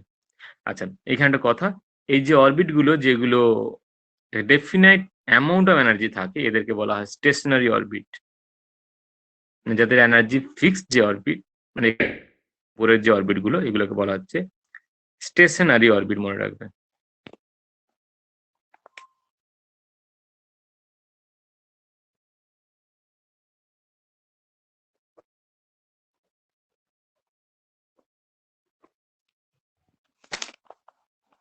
আচ্ছা, এইবারে এর নেক্সট পয়েন্ট আছে দেখো, while rotating an electron in a particular orbit, যখন একটা স্পেসিফিক অরবিটে আছে, therefore is no emission or absorption of energy, কারণ ওইখানে যদি থাকে তাহলে ওকে ওর এনার্জি, ওই যে স্টেশনারি অরবিটে এনার্জি ফিক্সড, যে ইলেকট্রনটা ওখানে থাকবে তার এনার্জিও ওই অরবিটের এনার্জির সঙ্গে সিমিলার হতে হবে, তবে গিয়ে থাকবে, না হলে থাকবে না। নাহলে দেখবে ওর সঙ্গে যেটা এনার্জি ম্যাচ করছে সে জায়গায় যাবে, মাঝখানে তো থাকার কোনো গল্পই নেই। তাহলে ওর সঙ্গে যেটা ম্যাচ করবে সেখানে যাবে। মানে সিম্পলি বলতে গেলে তুমি হয়তো ধরো ছক কাটিয়ে রেখেছো 2, 4, 8 বা 5, 6 এরকম করে ছক কাটানো আছে তোমার কাছে কিছু, আমি যাদের ওজনগুলো এরকম হবে 2, 4, 5 এরকম 8 এর সঙ্গে যাই হোক তাদের সঙ্গে ম্যাচ করবে, যেগুলো ম্যাচ করবে সেগুলোকে তুমি শুধুমাত্র কি করবে না, বেছে সেই বক্সগুলোর মধ্যে ইনসার্ট করবে। 2 গ্রাম যদি হয় সেটাকে 2 এর ঘরে বসিয়ে দিলে, 4 হলে 4 এর ঘরে বসিয়ে দিলে। এখানে সেরকম গ্রামে নয়, এখানে সেরকম এনার্জিতে আছে, মানে অরবিটের এনার্জি ফিক্সড, এটা ফার্স্ট কথা। অরবিটের এনার্জি চেঞ্জ হচ্ছে না, অরবিটের এনার্জির এক্সপ্রেশন হয়, বুঝলি? এবার সেইখানে যে ইলেকট্রন গুলো থাকবে তাহলে তাদের এনার্জিও আমি বলবো তো ওই এনার্জি, ওই যে এনার্জি বেরিয়েছে ওই এনার্জির সঙ্গে সমান। এবারে ইলেকট্রন যাদের এনার্জি ওই স্টেশনারি অরবিটের সঙ্গে ইকুয়াল হবে তারা শুধুমাত্র ওইখানে থাকবে। এবার যদি কোনো কারণে এনার্জি এমিট করে দেয় বা অ্যাবজর্ব করে নেয় বাইরে থেকে, দেন ওখানে থাকবে না, এমিট করলে নিচে চলে আসবে, লোয়ার এনার্জি হয়ে যাবে, মানে আরো ভেতরের দিকে চলে আসবে। আর যদি এনার্জি অ্যাবজর্ব করে তখন দিকে যাবে। আচ্ছা, there is no emission or, আচ্ছা, while rotating an electron in a particular orbit there is no emission or absorption of energy, that is the energy of an electron in such a orbit remains unaltered, হয়েছে, change হয় না। তো such orbits are called stationary orbit। ইলেকট্রনকে বলা হয়নি কিন্তু, যে orbit গুলোতে ছিল such orbit are called stationary orbit, কারণ অরবিটে এনার্জি কোনোভাবে চেঞ্জ হবে না। The energy of an electron in a such orbits remain unaltered, unchange থাকে। such orbit are called stationary orbit। আচ্ছা, এইবারে দেখো, the electron can move only in the orbit in which, যার মধ্যে হচ্ছে অ্যাঙ্গুলার মোমেন্টাম, তো অরবিটের অ্যাঙ্গুলার মোমেন্টাম কি হবে না, mvr ইকুয়াল টু হয়ে যাবে দা রিভলভিং ইলেকট্রন ইন্টিগ্রাল। এমভিআরটা কি হবে না, electron is an integral multiple, car integral multiple না h/2 পাই। ইন্টিগ্রাল মাল্টিপল বলতে ইন্টিগ্রালটা n ধরে নিচ্ছি, তাই জন্য বলছি mvr ইকুয়াল টু nh/2 পাই। আচ্ছা, n এর ভ্যালুগুলো সবসময় মানে 1, 2, 3, 4 এরকম হবে, তোমরা যে পূর্ণ সংখ্যা হিসেবে আসবে। ইন্টিজারও বলতে পারতাম, তবে ইন্টিজার বলে তখন বলতে হবে পজিটিভ ইন্টিজার হিসেবে, তখন জিরোই চলে এসেছে, চলো বাদ দাও। আচ্ছা, পূর্ণ সংখ্যা থাকবে, বলো পূর্ণ সংখ্যা হিসেবে থাকবে হচ্ছে আমার এন এর ভ্যালু। আচ্ছা, এমটা কি, এইগুলো যে বললাম কাজে লাগবে। এম হচ্ছে মাস অফ ইলেকট্রন, ভি কি ভেলোসিটি অফ ইলেকট্রন, পাই হচ্ছে radius of the orbit in which electron is moving, N an integral is called principal quantum number 1, 2, 3, 4 এরকম হবে। আর এইচ হচ্ছে প্ল্যাঙ্ক কনস্ট্যান্ট, বুঝেছি? তবে বেশিরভাগ ক্ষেত্রে আমরা যে ভ্যালুগুলো বের করি সেখানে সিজিএসই করবো, বুঝলি? আচ্ছা, এইবার একটা জিনিস দেখো, তো অরবিটের গল্প, স্টেশনারি অরবিট হয়ে গেল। when an electron jumps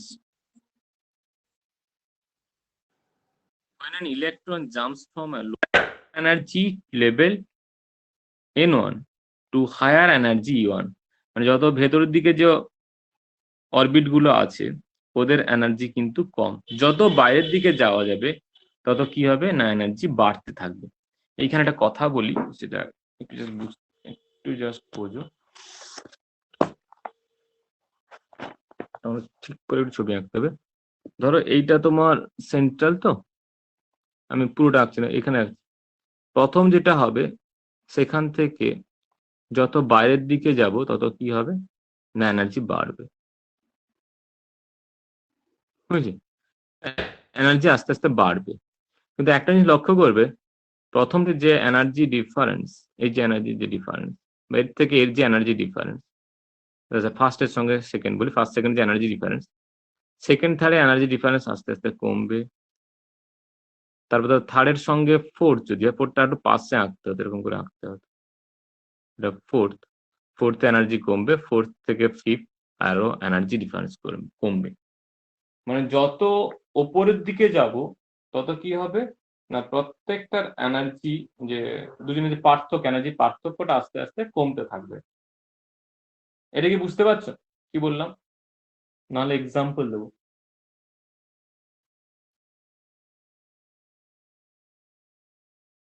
হ্যাঁ স্যার। সবাই গেছে? মানে দেখবে কারো বাড়ি যদি একতলা হয় না, একতলা রুম গুলো অনেক বেশি হাইট হয়, যত দোতলা যাবে রুমের হাইট আস্তে আস্তে কমতে থাকে। মানে একতলার তোমার নিচে ফ্লোরটা থেকে সিলিং এর যে হাইট হয়, দোতলার ক্ষেত্রে ফ্লোরের থেকে সিলিং এর হাইট আস্তে আস্তে কমতে থাকে, উপরের দিকে বেশি বেশি কোনো। এখানে মনে রাখবে যখন এনার্জি এক্সপ্রেশন করো তখন এটা অনেক ইজিলি ক্লিয়ার হয়ে যাবে। মানে যখন এন স্কোয়ার দিয়ে ভাগ হয়ে যাবে তখন অনেক করে কমবে। নিচে এন স্কোয়ার দিয়ে ভাগ হয়, মানে 13.6 কে যখন এন স্কোয়ার দিয়ে ভাগ হবে তখন কে বুঝতে পারবে। তাহলে 1-2 এর যে এনার্জি পার্থক্য, সেখান থেকে 2-3 এর এনার্জি পার্থক্য কম হবে, 3-4-এর আরো কম হবে, 4-5-এর আরো কম হবে, পরপর পরের দিকে গুলো খুব পাশাপাশি চলে আসবে। আচ্ছা, স্টেশনারি অরবিটের গল্প হলো। এইবারে চলে আসছি দেখো। আচ্ছা, when an electron jumps from a lower energy n1 with an energy e1, মানে যেটা লেভেলটা আছে তাতে আছে n1 লেভেলে এনার্জি কত আছে e1, to a higher energy level n2 with energy e2, the electron absorbs energy in the form of photon. Photon বলতে ফোটন কি গো?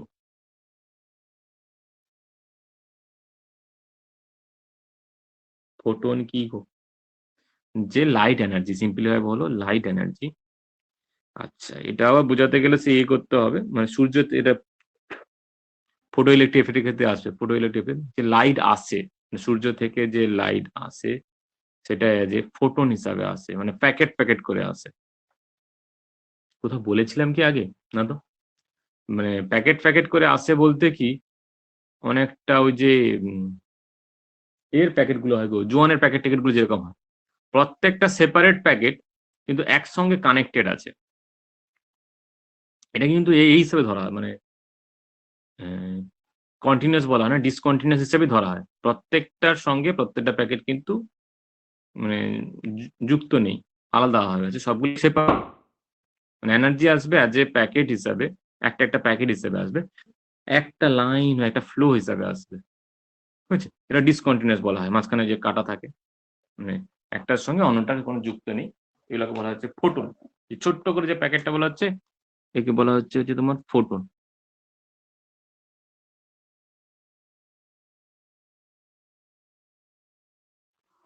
আচ্ছা, কোথায় গেলে বলো তো? ও, the electron absorbs energy in the form of the photon. The absorb energy কত হবে না, E2 মাইনাস E1, যেহেতু E2 টা হায়ার এনার্জি থেকে লোয়ার এনার্জি E1 বাদ দেবো, এটা হয়ে যাবে ডেলি। তো according to quantum theory of the radiation, E2 minus E1 কে হতে হবে কি ডেলি, মানে এনার্জি ডিফারেন্সটা সেটাকে হতে হবে কি এইচ নিউ। এই নিউটাই হচ্ছে the frequency of radiation absorb by the electron. Electron যে ফ্রিকোয়েন্সি অফ এনার্জি অ্যাবজর্ব করছে, মানে আলটিমেট যে এনার্জি অ্যাবজর্ব করছে তার যে ফ্রিকোয়েন্সি ছিল, তার যে ফোটনের যে ফ্রিকোয়েন্সি ছিল সেটা হচ্ছে নিউ। আচ্ছা, when an electron falls down from a level, যদি হায়ার এনার্জি লেভেল থেকে লোয়ার এনার্জি লেভেলে চলে আসে, then level n2 with the energy E2, E2 থেকে যদি E1 এ আসে, the electron emits energy in the form of photons. এখানে electron আগে কি ছিল, ইলেকট্রন ফোটন এনার্জি অ্যাবজর্ব করেছিল, এখন যে এমিট করবে সেটা অ্যাজ এ ফোটন হিসাবে আসবে, বুঝেছেন? এবং এই ফোটনে যে এমিটেড এনার্জি হবে সেটা হবে কি না E2 মাইনাস E1। এখানেও যে এনার্জিটা ছেড়ে দেবে, রিলিজ করবে, সেটা E2 থেকে বাদ দেবো। কতটা এনার্জি ছেড়ে দেবে না, E2 minus E1 equal to H nu. The energy released appears in spectral line in some spectra। আচ্ছা, এটা যে এমিট করছে তা এমিট স্পেক্ট্রা হিসেবে আসবে। আর আগেরটা করলে অ্যাবজর্পশন স্পেক্ট্রা ধরতে পারতে। অ্যাবজর্পশন স্পেক্ট্রাতে বেসিক্যালি হচ্ছে হয়ে যায়, যে জায়গাটা অ্যাবজর্ব করে না সেই জায়গাটা ব্ল্যাকআউট হয়ে যায়, আর বাকিগুলো থাকে, মানে সেই জায়গাটাতে একটা ডিসকন্টিনিউয়াস একটা, মানে টোটাল জিনিসের মধ্যে শুধু সেই জায়গাটা মিসিং থাকবে, যদি অ্যাবজর্পশন স্পেক্ট্রা বলি। ইলেকট্রন স্পেক্ট্রালে কি হবে না, টোটাল যে স্পেক্ট্রালটা পড়েছে তার মধ্যে হঠাৎ করে দেখবে একটা জায়গাতে একটা লাইন মিসিং, টোটালটাই হচ্ছে ব্ল্যাক আউট হয়ে গেছে। তো সেই জায়গাটা বুঝবে, তাহলে সেটা হচ্ছে অ্যাবজর্পশন স্পেক্ট্রাম। আর এমিশন স্পেক্ট্রা বলতে আছে তোমার যে হাইড্রোজেন লাইন স্পেক্ট্রাম গুলো যেগুলো আছে, ওগুলো সবই কিন্তু এমিশন স্পেক্ট্রা, বুঝেছো?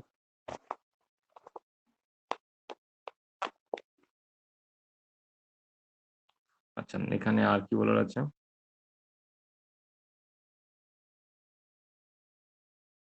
আচ্ছা, এই যে ইলেকট্রনের ক্ষেত্রে তুমি মনে রাখো, এই যে ইলেকট্রনের ক্ষেত্রে আমরা যে ইলেকট্রনিক কনফিগারেশন করি, যে 2 8, ধরেন যে এদের ক্ষেত্রে যে বোরের ক্ষেত্রে বলছি 2 8 8 2 এরকম যে করি, মানে ক্যালসিয়ামের ক্ষেত্রে বললাম 2 8 8 2 হয়। এখানে আমরা না যেটা ফিক্সড পাই যে কে সেলে 2টো থাকবে, এল সেলে 8টা আছে। এবার তুমি কখনোই এটা বলতে পারবে না কোন দুটো, সব একই রকম আইডেন্টিক্যাল, তো এখানে কখনোই বলা যাবে না যে কোন দুটো ইলেকট্রন পার্টিকুলারলি কে এর ঘরে আছে, বা কোন 8টা এল এর ঘরে আছে, এরকম করে বলা যাবে না। তুমি তুমি তুমি যখনই দেখো না কেন, ভেতরে 2টো পাবে, তারপরে 8টা, তারপরে 8টা, তারপরে আবার 2টো, মানে ক্যালসিয়ামের ক্ষেত্রে। কিন্তু কোন পার্টিকুলার 2টো ভেতরে আছে বা কোন 2টো বাইরে আছে, বা 8টার ঘরে কোন পার্টিকুলার ইলেকট্রন গুলো আছে, ইলেকট্রন তো সব আইডেন্টিক্যাল, তো এগুলোকে বলতে পারবো না। তো সংখ্যাটা বলতে পারি কতগুলো আছে, এটা ফিক্সড। আর কি ফিক্সড না, ওই যে অরবিট গুলো আছে, অরবিটে অ্যান্ড ফিক্সড। আচ্ছা, এরপরে চলে আসছি হচ্ছে বোরের রেডিয়াস বের করবো, বুঝলি? বোরের অরবিটের ক্ষেত্রে তার রেডিয়াস বের করবো।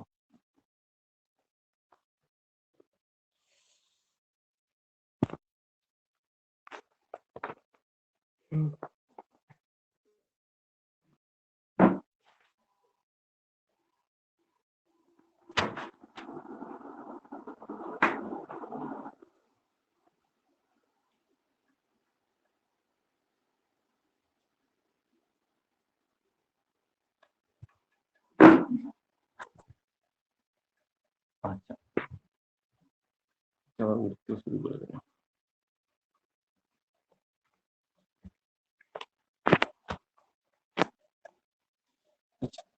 শোনো, তো বোরের অরবিটের এনার্জি বের করতে হলে, তো এই যে ইলেকট্রনটা আছে, মানে বোরের ক্ষেত্রে, বোরের মডেলে যে ইলেকট্রন স্টেবিলিটি ভাবে, ইলেকট্রনের যে অ্যাটমিক স্ট্রাকচার যে স্টেবিলিটি, সেটা এরকম করে এক্সপ্লেন করা হচ্ছে। ধরো এটা যদি নিউক্লিয়াস হয়, আমাকে বের করতে বলছে এই যে এর মানে বোরের যে অরবিটের রেডিয়াস বের করবো, আমি ডিস্টেন্সটা বের করবো।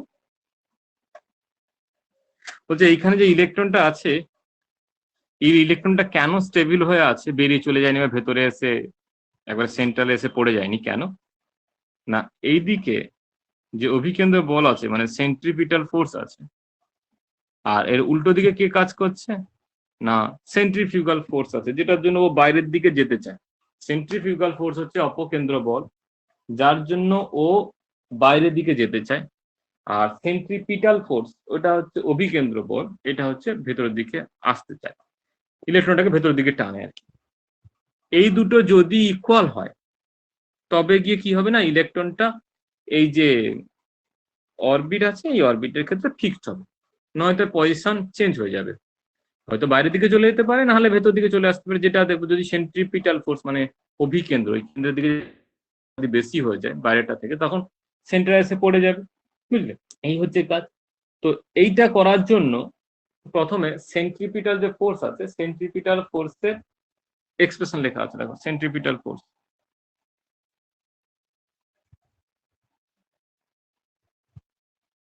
এখানে অনেক কিছু ভাষা আছে, ল্যাঙ্গুয়েজ আছে। তো সেন্ট্রিপিটাল ফোর্সটাকে বলা হচ্ছে, মানে এটা বেসিক্যালি হচ্ছে ওই যে এটা এখানে প্লাস আছে, এর যে মাইনাস, মানে ইলেকট্রোস্ট্যাটিক রিপেল, মানে স্থির তাড়িতিক আকর্ষণ। তো ভেতরে প্রোটন কত আছে না, জেড ইন্টু ই, ইলেকট্রন এই ইলেকট্রন, তাহলে তার আকর্ষণ কি হবে না, দুটো Q1 ইন্টু Q2 বাই তোমার হচ্ছে আর স্কোয়ার, মানে যেটা কুলম্বের বেসিক্যালি সূত্র আর কি। এই যে Q1 আর Q2 মানে একটা প্লাস একটা মাইনাস বাই তার হচ্ছে আর স্কোয়ার। এটা যদি ইলেকট্রন হয় তার মধ্যে প্রোটন কত থাকবে না, প্রোটন জেড ইন্টু ই, বুঝলে? যতগুলো প্রোটন, এই যে ভেতরে যে প্রোটনের চার্জ সেটা কি হবে, তার অ্যাটমিক নাম্বার সঙ্গে তার ইলেকট্রন গুণ করলে পেয়ে যাব তার ভেতরের পজিটিভ চার্জটা, মানে প্রোটনের চার্জটা পেয়ে যাব।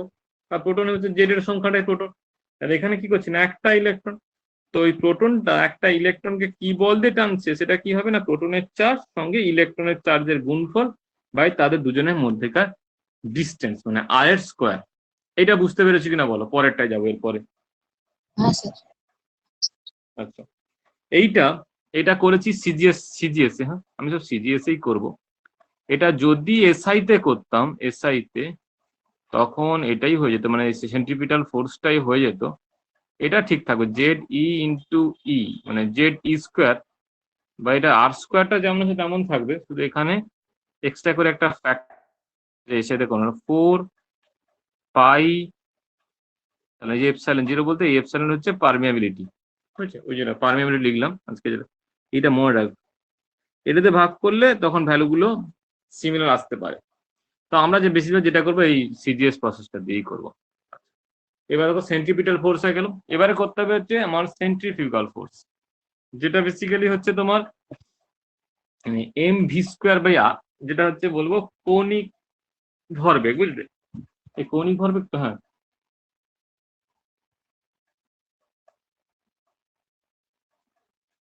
সেন্ট্রিফিউগাল ফোর্সটা যেটা হচ্ছে তোমার কৌণিক ভরবেগ চলে আসবে, মানে এম ভি স্কোয়ার বাই আর হবে।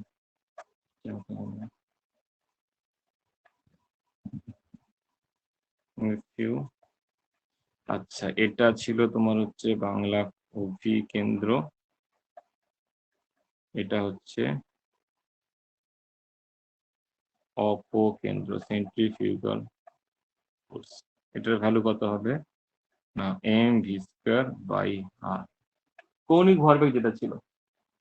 তো এই দুটো যদি ইকুয়াল হয়, মানে যদি আমার এই ইলেকট্রনটা এখানে স্টেবল হয়, মানে যেটা হচ্ছে তোমার বোরের অ্যাটমিক মডেল যদি স্টেবল হয়, তখন গিয়ে কি হবে না, জেড স্কোয়ার বাই আর, এটা যেটা হচ্ছে মানে অভিকেন্দ্র বল আর অপকেন্দ্র বলকে কি করতে হবে না, ইকুয়াল হতে হবে, বুঝছে? এবার এটা ইকুয়াল করে দাও দুজনকে, এটাকে ইকুয়াল করে দাও। Z square by R square equal to হচ্ছে M V square by R. তাহলে এইখান থেকে ভি স্কোয়ারটা কাকে বের করে নাও, ভি স্কোয়ারটা কি হবে, এটাকে এ পাশে তুলে দেবে, এটাকে নিচে নামিয়ে দেবে। জেড স্কোয়ার বাই আরটা কেটে যাবে, তাহলে একটা এম আর একটাই আর নিচে পড়ে থাকবে।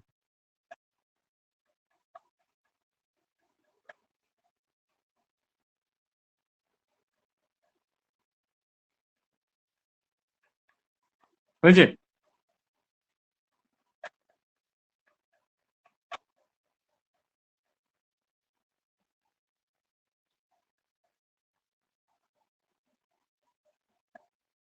এইবারে যখন বোরের মডেল যখন করছিলাম, একবারে শুরুতে করে এসছি কি না, M V R equal to কি ছিল না, এন এইচ বাই ছিল 2 পাই,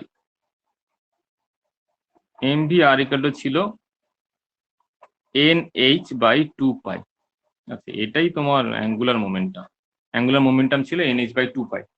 এবার এর সঙ্গে ইকুয়াল করবো, এখান থেকে কি বের করবো দেখো, এখান থেকে ভি ভি বের করবো, তারপরে ভিটাকে ভি স্কোয়ার এটা সমান, এটা একটা করে দিই। এখান থেকে এটা থেকে পাবো কি, একটুখানি জাস্ট খাতায় করবে, এখান থেকে পাবো ভি ইকুয়াল টু পাবো N H by 2 pi M আর।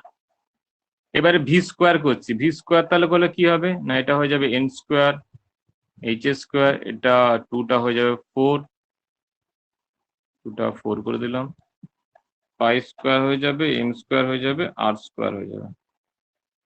হয়েছে?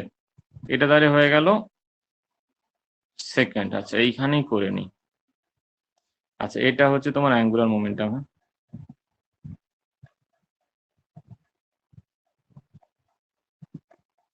কৌণিক ভরবেগ।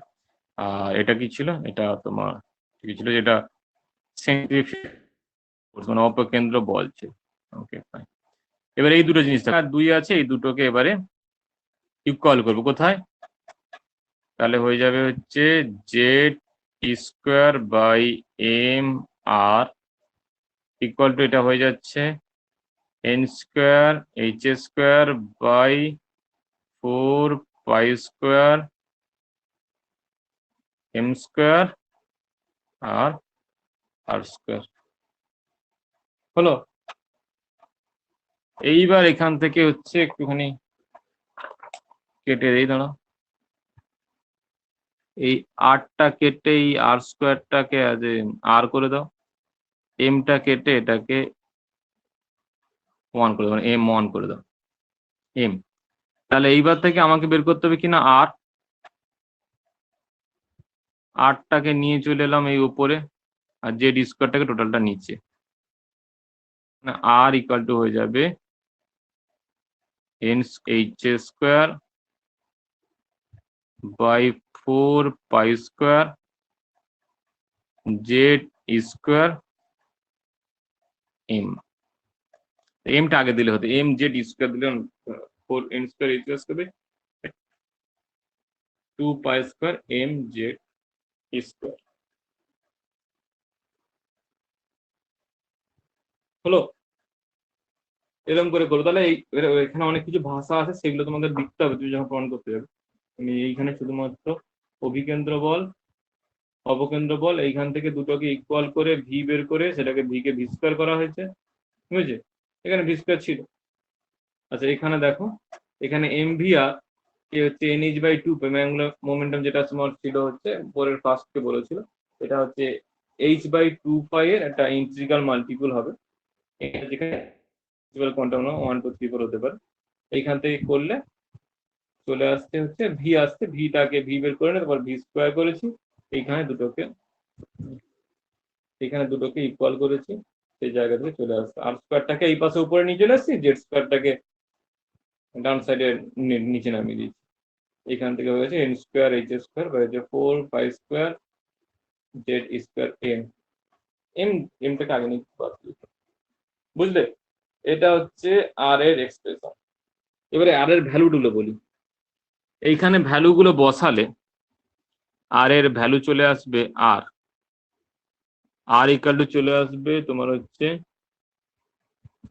0.529 ইন্টু এন স্কোয়ার বাই জেডটাকে রাখবে, বুঝলে? এটাকে মানে সবসময় তো হাইড্রোজেন না, অন্য যদি হাইড্রোজেন যে কোনো জনের ইন জেনারেল যদি হাইড্রোজেন করতাম, হাইড্রোজেনের ক্ষেত্রে কি হতো, তার তো প্রিন্সিপাল কোয়ান্টাম নাম্বার 1, এটাও 1, তখন 5 to 9 হয়ে যেত। আচ্ছা ইউনিটটা বলেছি, এটা হচ্ছে অ্যামস্ট্রং ইউনিট হয়, হ্যাঁ এটা হয়ে যাবে অ্যামস্ট্রং ইউনিট, বুঝছি? মানে 0.529 হচ্ছে অ্যামস্ট্রং, মানে হাইড্রোজেনের ক্ষেত্রে ওটা হয়ে যাবে 0.529 অ্যামস্ট্রং। বাকিদের ক্ষেত্রে হলে যার যেরকম এন স্কোয়ার আছে, এন প্রিন্সিপাল কোয়ান্টাম নাম্বার আছে, আর জেড আছে, তার উপর ডিপেন্ড করে হবে, বুঝলে? আচ্ছা ভ্যালু গুলো দেখো, আমি এখানে ভ্যালু গুলো বসিয়ে ক্যালকুলেটর করবে।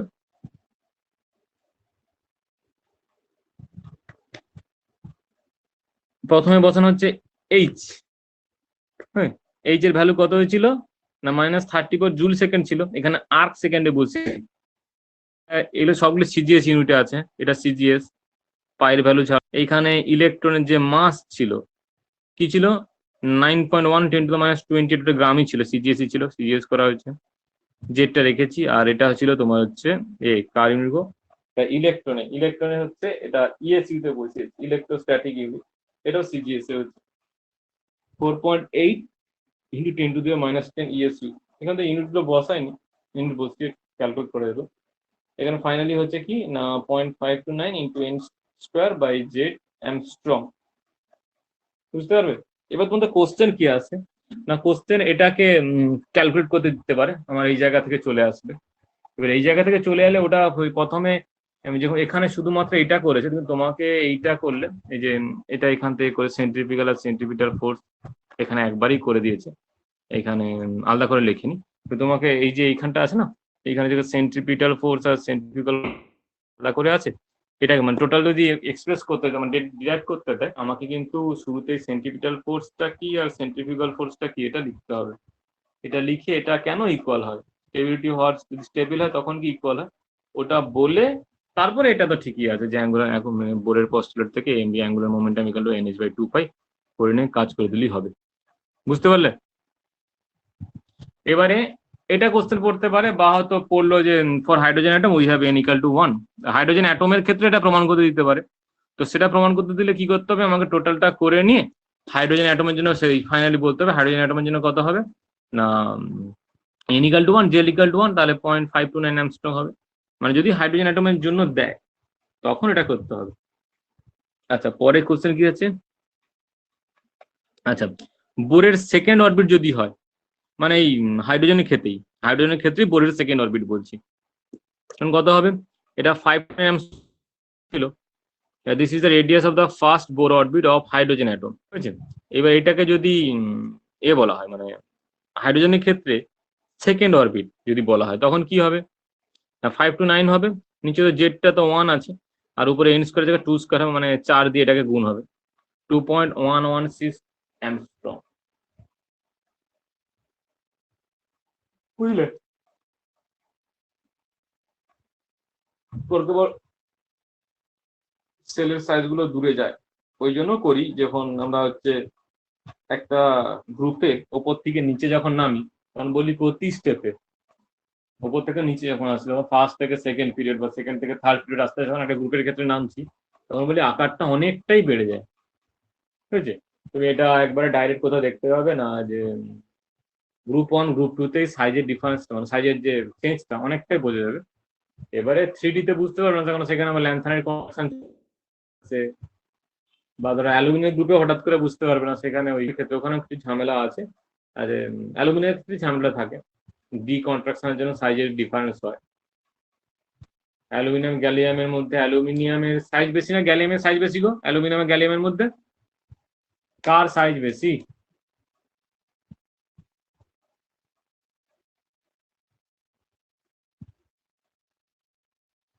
অ্যালুমিনিয়ামের। অ্যালুমিনিয়ামের সাইজ বেশি, হ্যাঁ গ্যালিয়াম পরে আছে, কিন্তু অ্যালুমিনিয়ামের বেশি হয়। এটা এটা এগুলো কিছু ব্যতিক্রম, এগুলো বাদ দিয়ে যে আইডেন্টি আইটেম গুলো আছে ওখানে দেখলে দেখবে যে বোরের অরবিটের মতো অনেকটা করে সাইজ বাড়ে। কোথায় ছিল 0.529 অ্যামস্ট্রং, সেখান থেকে 2.116 অ্যামস্ট্রং হয়ে গেছে, 4 গুণ হয়ে গেছে। আচ্ছা,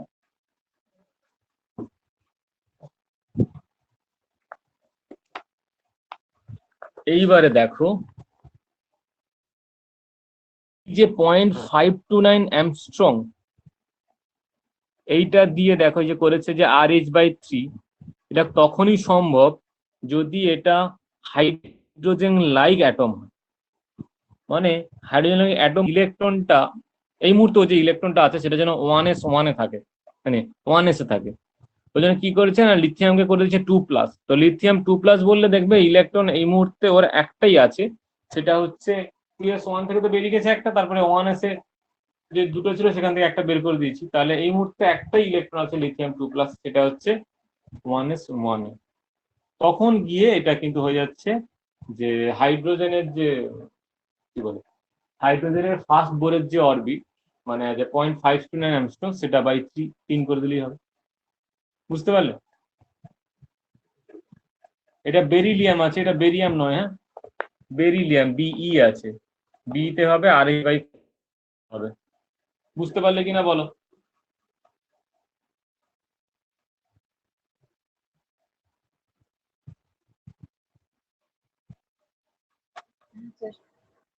বুঝেছে? হ্যাঁ স্যার।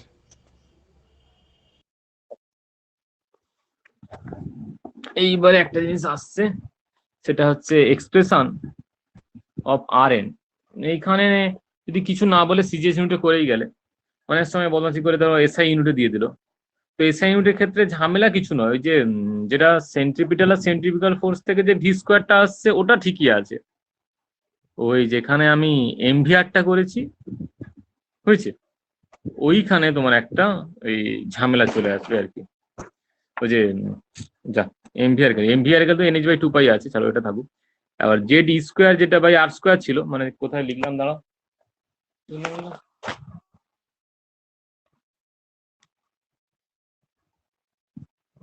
আচ্ছা একটুখানি চেঞ্জ করে নাও। যে অভিকেন্দ্র বল যেটা ছিল ওইখানে যেটা যে Z square by R square ছিল, যেটা আছে কুলম্বের ক্ষেত্রে, কুলম্বের যে সূত্র ছিল, এটা এসআই ইউনিট যে 4πε হয়, এইখান থেকে চেঞ্জটা আসবে অ্যাকচুয়ালি।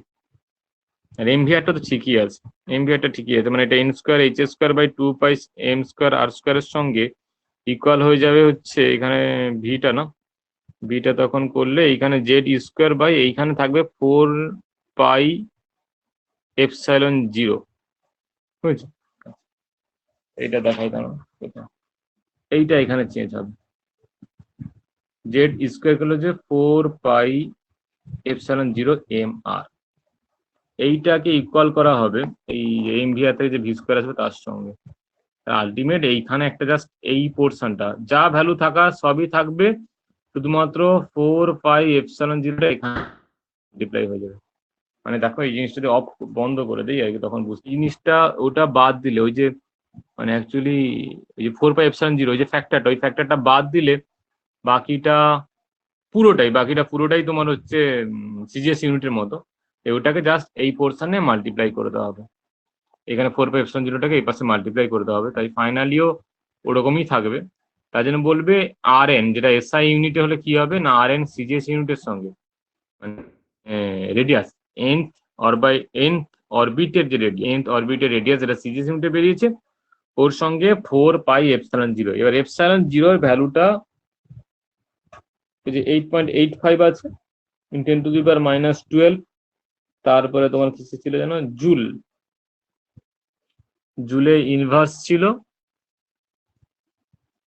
কুলম্বের স্কোয়ার ছিল, আর মিটার ইনভার্স ছিল, আর একটা ইউনিট ছিল হচ্ছে কুলম্বের স্কোয়ার, নিউটনের -1 আর মিটার -2। ওই ইউনিটে বসালে 4, পাইটা তো আছে 4 তো বসে দেবে, পাইটা 3.14, ওটা বসালে তখন কি এটা চেঞ্জ হবে, বুঝলে?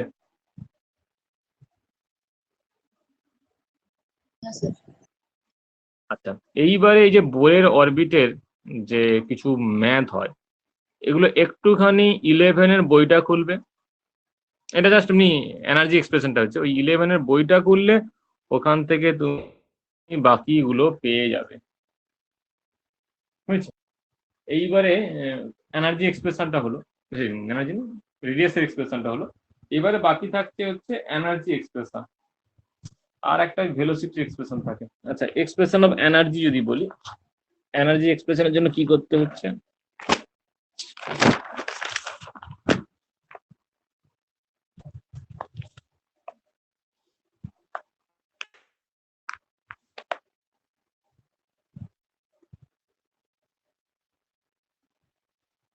আচ্ছা এনার্জি এক্সপ্রেসের জন্য এবার তোমাকে লিখতে হবে যে টোটাল যে এনার্জি, টোটাল এনার্জি ই কে হচ্ছে, ই কে বলতে কাইনেটিক এনার্জি, সঙ্গে ইকুয়াল হচ্ছে ইপি বলতে ই পোটেনশিয়াল এনার্জি। তাহলে কাইনেটিক এনার্জি চলে আসছে তোমার সেই গতিশক্তির সূত্র থেকে, মানে হাফ এম ভি স্কোয়ার চলে আসছে, এটা চলে আসছে হাফ এম ভি স্কোয়ার,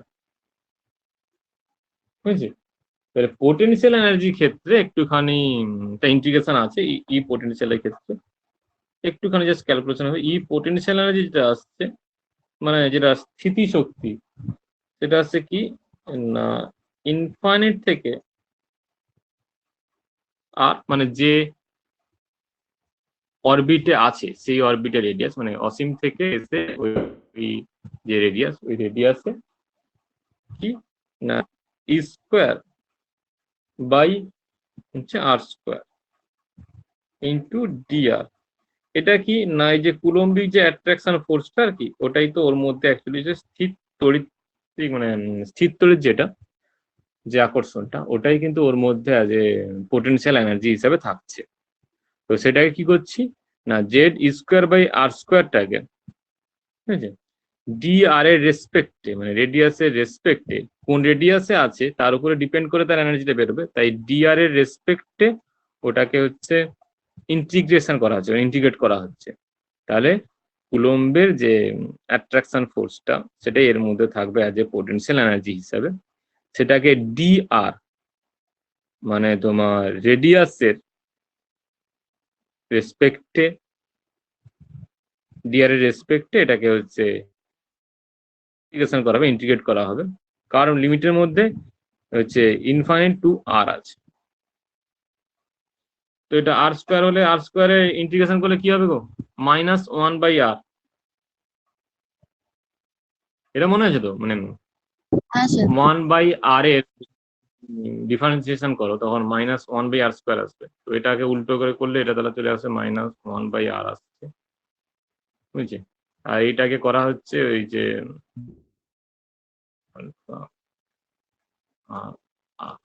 ওকে। এইবার তুই ফাংশন গুলো বসিয়ে নাও। z² ইন্টু মাইনাস ওই 1/r² থাকবে, আর এটাকে তো অ্যাজ এ প্লাস হবে, যদিও 1/∞² এটা কি হবে? এটা নট ডিফাইন্ড একটা, এটা অ্যাকচুয়ালি 1/∞ মানে 0, বুঝলে? এটা 0 ভ্যালু হয়ে যাবে 1/∞। 3 সংখ্যা দিয়ে 1 কে ভাগ করছি, ভ্যালু আর কি হবে? ভ্যালু 0 হয়ে যাবে। এটা বাদ গেল, পড়ে থাকলো শুধু এইটা স্যার আর স্কয়ার মাইনাস। হ্যাঁ বলো। ও আর ছিল তো, সেটা আর স্কোয়ার কেন লিখলাম? আর আর ছিল z² বাই হচ্ছে আর। ওকে, এইটা আবার এখানে এসে বসে যাবে, তাহলে কত হবে? মাইনাস z² বাই আর। হলো গ্রুপ এন্টার।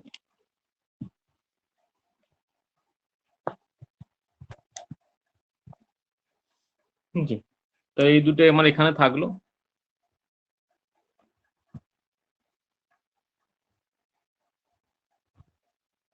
এবারে তোমার সেই যে কি বলে জানো,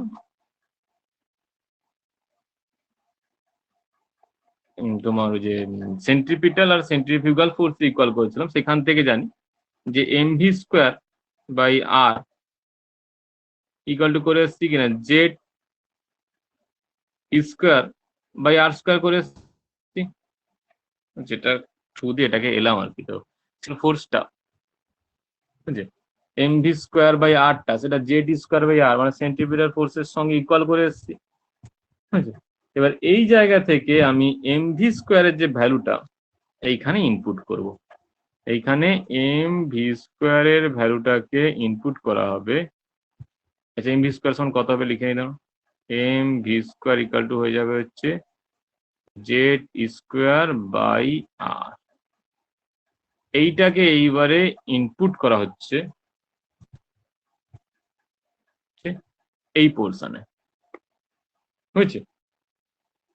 আচ্ছা, এই পোর্শনে ইনপুট করো, তাহলে কত হয় দেখি। আচ্ছা, এটাকে নিয়ে আসছি এরকম করে, ই ইকুয়াল টু হয়ে যাবে, তাহলে এখানে হাফ চিহ্ন হয়ে যাবে z² বাই আর মাইনাস এটা থাকছে z² বাই আর।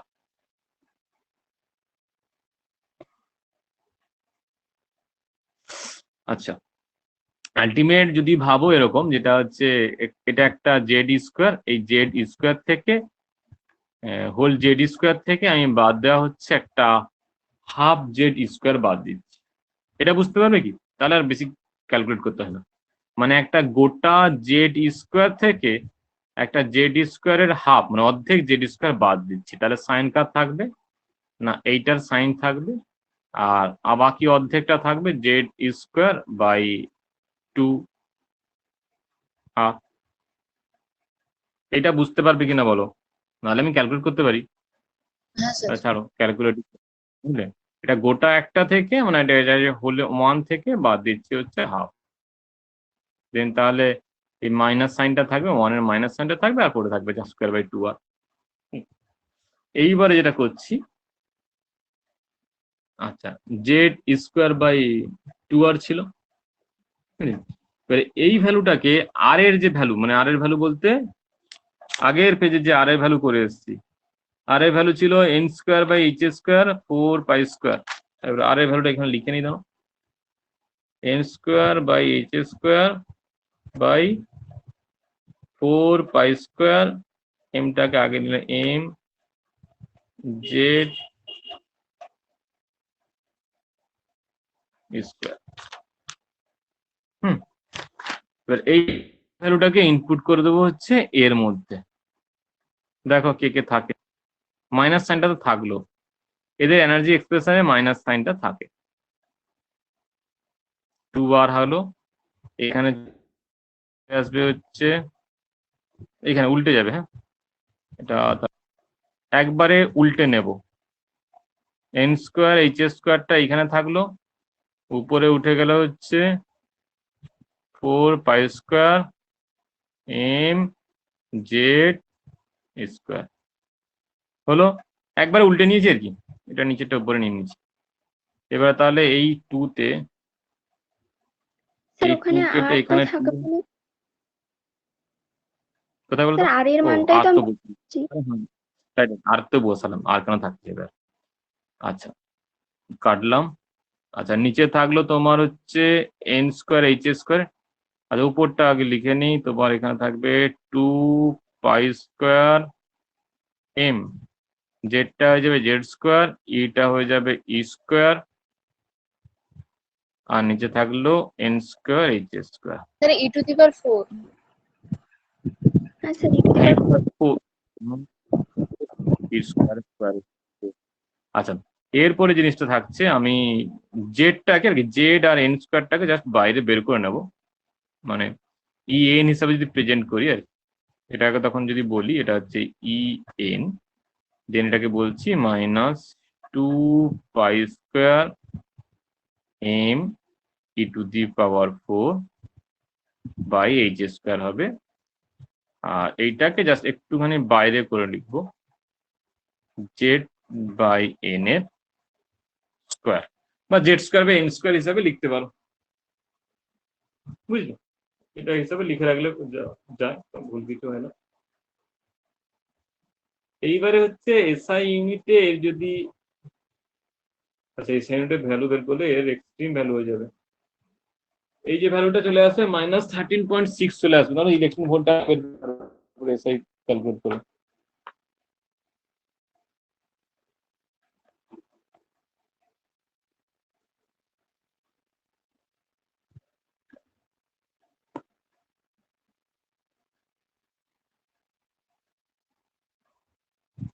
আচ্ছা, এটাকে ফার্স্ট আজ এক্সপ্রেস করছি হচ্ছে ইলেকট্রন ভোল্টে, 13.6 আসবে। হ্যাঁ, তো ইলেকট্রন ভোল্টে এক্সপ্রেস করতে হলে এটা চলে আসবে হচ্ছে -13.6, এই যে টোটাল এই এত কিছুগুলো হয়ে 13.6 ইভি আসবে ইলেকট্রন ভোল্ট। এর সঙ্গে আমার গুণ করা থাকবে হচ্ছে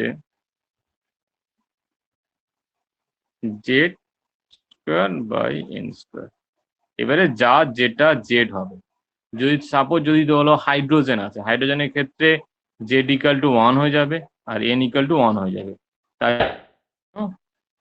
ই অফ এইচ যদি বলি, তো ই এইচ বোরের অরবিট অ্যাকচুয়ালি, ফার্স্ট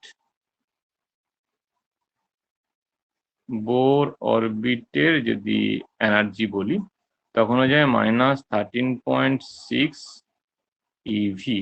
এইবারে তোমার যদি মনে হয় যে ইভিটাকে জুলে কনভার্ট করবে, তখন 1 ইভি সমান লিখবে ইভি সমান হচ্ছে 1.602 ইন্টু 10⁻⁻19 জুল, মানে ইর সঙ্গে ভি গুণ করে দিয়েছি। ইলেকট্রনের চার্জ কুলম, কুলমের সঙ্গে ভি হচ্ছে পোটেনশিয়াল গুণ করে দিচ্ছি, ওটা হচ্ছে জুলে কনভার্ট হয়ে গেছে, বুঝলে? তখন এখানে ইনসার্ট করে দেবো।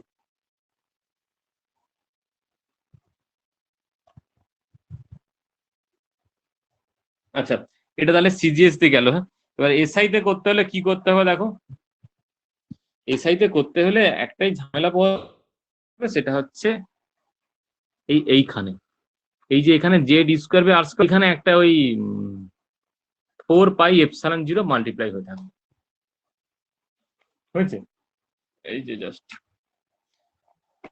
এসে এটা করছি না, দেখো এইখানে ওই Z square by R square আছে, ওইখানে শুধু একটাই 1/4πε0 নিচে মাল্টিপ্লাই হয়ে থাকবে, আর কিচ্ছুই না। আর বাকি যা কিছু আছে সব একই রকম আসবে।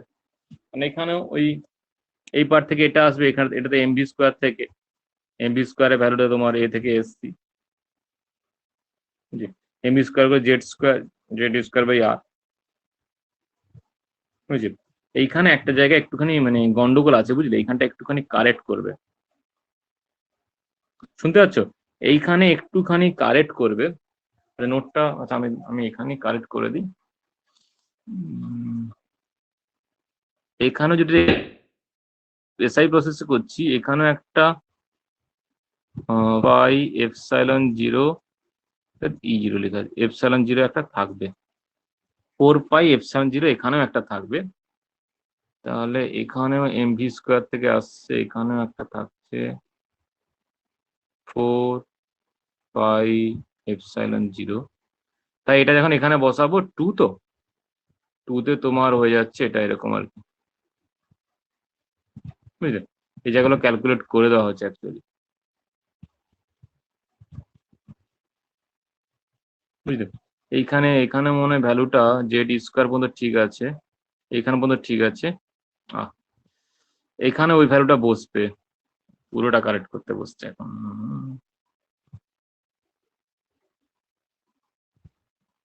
এখানে ছোট্ট করে লিখি দাও তো, এখানটা 4, এখানটা এপসাইলন 0 লিখে দিই।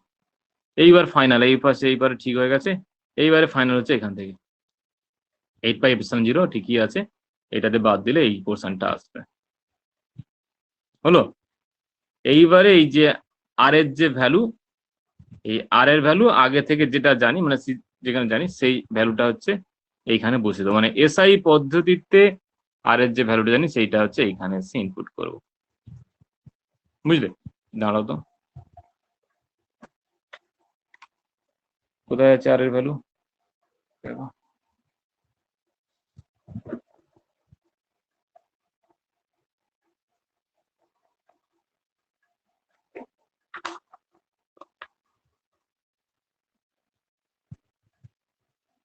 এই যে এখান থেকে আর এন করেছিলাম না, যে N square H square E0 4πmz²। এইবারে এইটা এখানে ইনপুট হবে,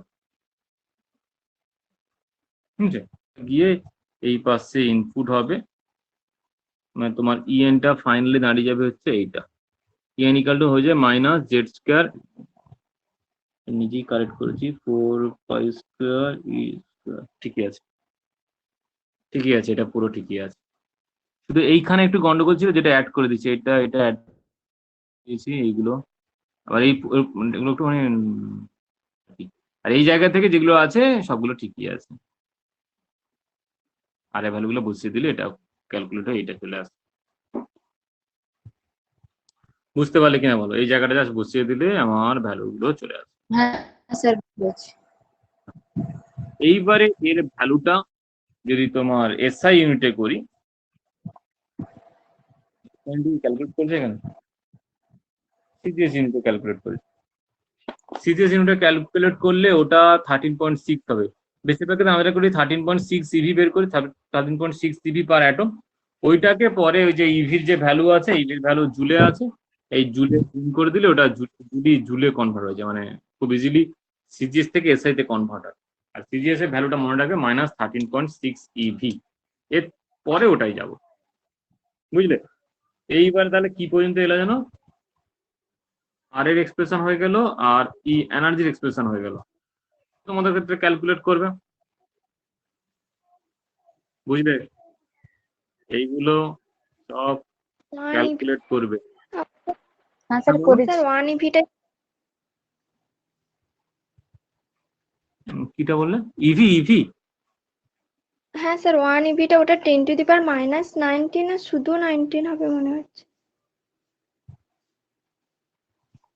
আচ্ছা, ইভি কি করে আসে বলি, তাহলে তুমি নিজেই বুঝে যাবে। আচ্ছা, আমাদের যে মানে ফিজিক্সে একটু কথায় আসি না, আমাদের এই যে ভোল্ট ছিল, ভোল্ট ভি ছিল কি না ওয়ার্ক ডব্লিউ বাই ছিল কিউ। মানে যদি এমন হয় যে 1 কুলম আধানকে মানে কি বলছে না, তড়িৎ ক্ষেত্রের মধ্যে কোনো একটা বিন্দুতে আনতে যে পরিমাণ কার্য করতে হয়, 1 কুলম্বকে যে পরিমাণ কার্য করতে হয় সেটাকে বলা হয় ভোল্ট। তো সেরকম ওয়াটটা করলে কি হয় না, ভি ইন করি, এই কিউর ইউনিট কি হয় না, কিউর ইউনিট হয় কুলম্ব আর ভি হয় ভোল্ট। এবারে আমি এখানে ইভি বলতে একটা ইলেকট্রনের চার্জ গুণ করেছি। 1 ইলেকট্রনের চার্জ কত হবে? 1.6 into 10 to the power 9 minus 9. Minus 19 coulomb. এর সঙ্গে গুণ করে দেওয়া হচ্ছে কত জানো, 1 ভোল্ট। ইভি যেহেতু ই ইন্টু ভি, এই যে হয়ে গেছে আর কি, বুঝলে? কোথা দেখাই, ইভি তো নিশ্চয়ই এখানে কোথাটা করা আছে।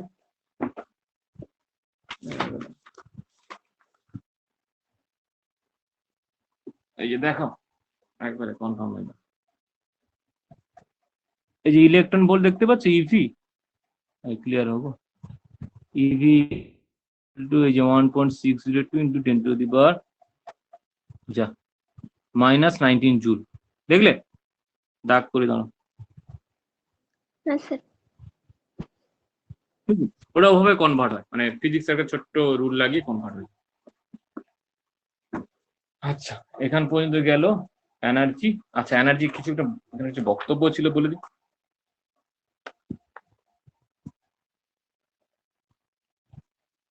আচ্ছা,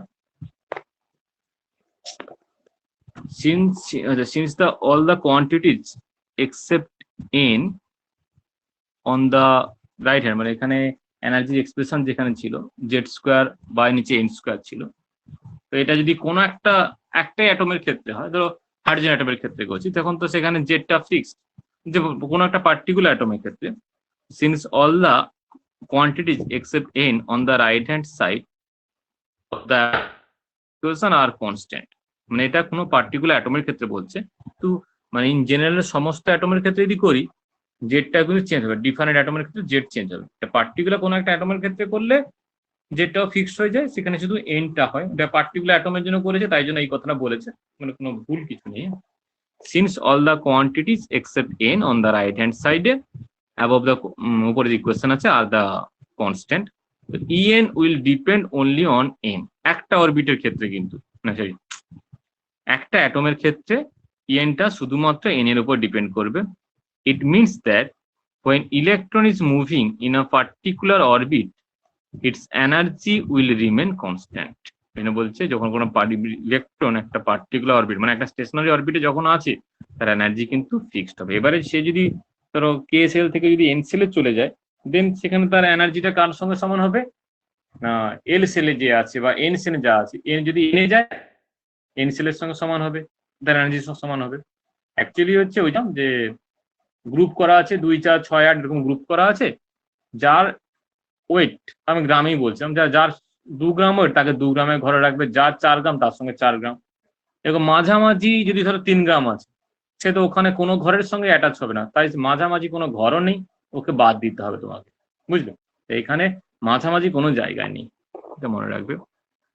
And the negative sign in the above equation implies that if there is n square, thus if the energy associated with the first, second and third in the orbit are the E1, E2 and E3, this will be in the order E1 এর থেকে E2 এর energy বেশি হবে, E2 থেকে E1 এর energy বেশি হবে। এটা এমনি দেখলেই বুঝতে পারবে। এর ক্ষেত্রে দেখো এনার্জি হয়ে যাবে -13.6 ইভি। এবারে E2 এর ক্ষেত্রে যদি করি, আচ্ছা একজনের E2 করি না, বুঝতে পারবে। আচ্ছা, ওই যে এনার্জিটা বলছিলাম না, বলে দিই, এটা বুঝতে পারবে। ক্ষেত্রেই করছি, যে বলছিলাম যে গ্যাপ গুলো পরপর কমবে, সেটা কি করে বুঝবে দেখো। ধরো এটা হচ্ছে E1 হাইড্রোজেনের ক্ষেত্রে, হ্যাঁ,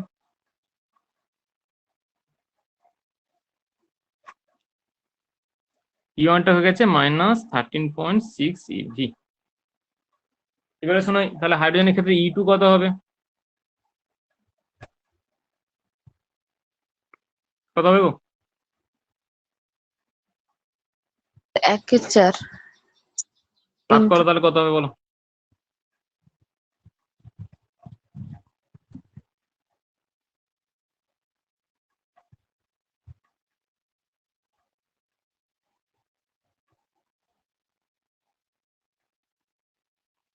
4 স্কোয়ার বাবা, এতদূর কত না, এগুলো করলেই হবে। এটাকে 4 দিয়ে ভাগ করো।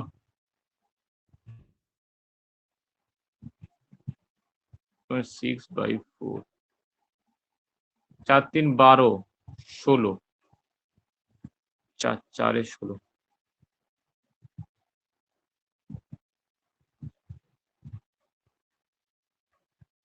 এরপর এটা কত আসছে না, 13.6 কে 9 দিয়ে ভাগ করো, কত হবে বলো?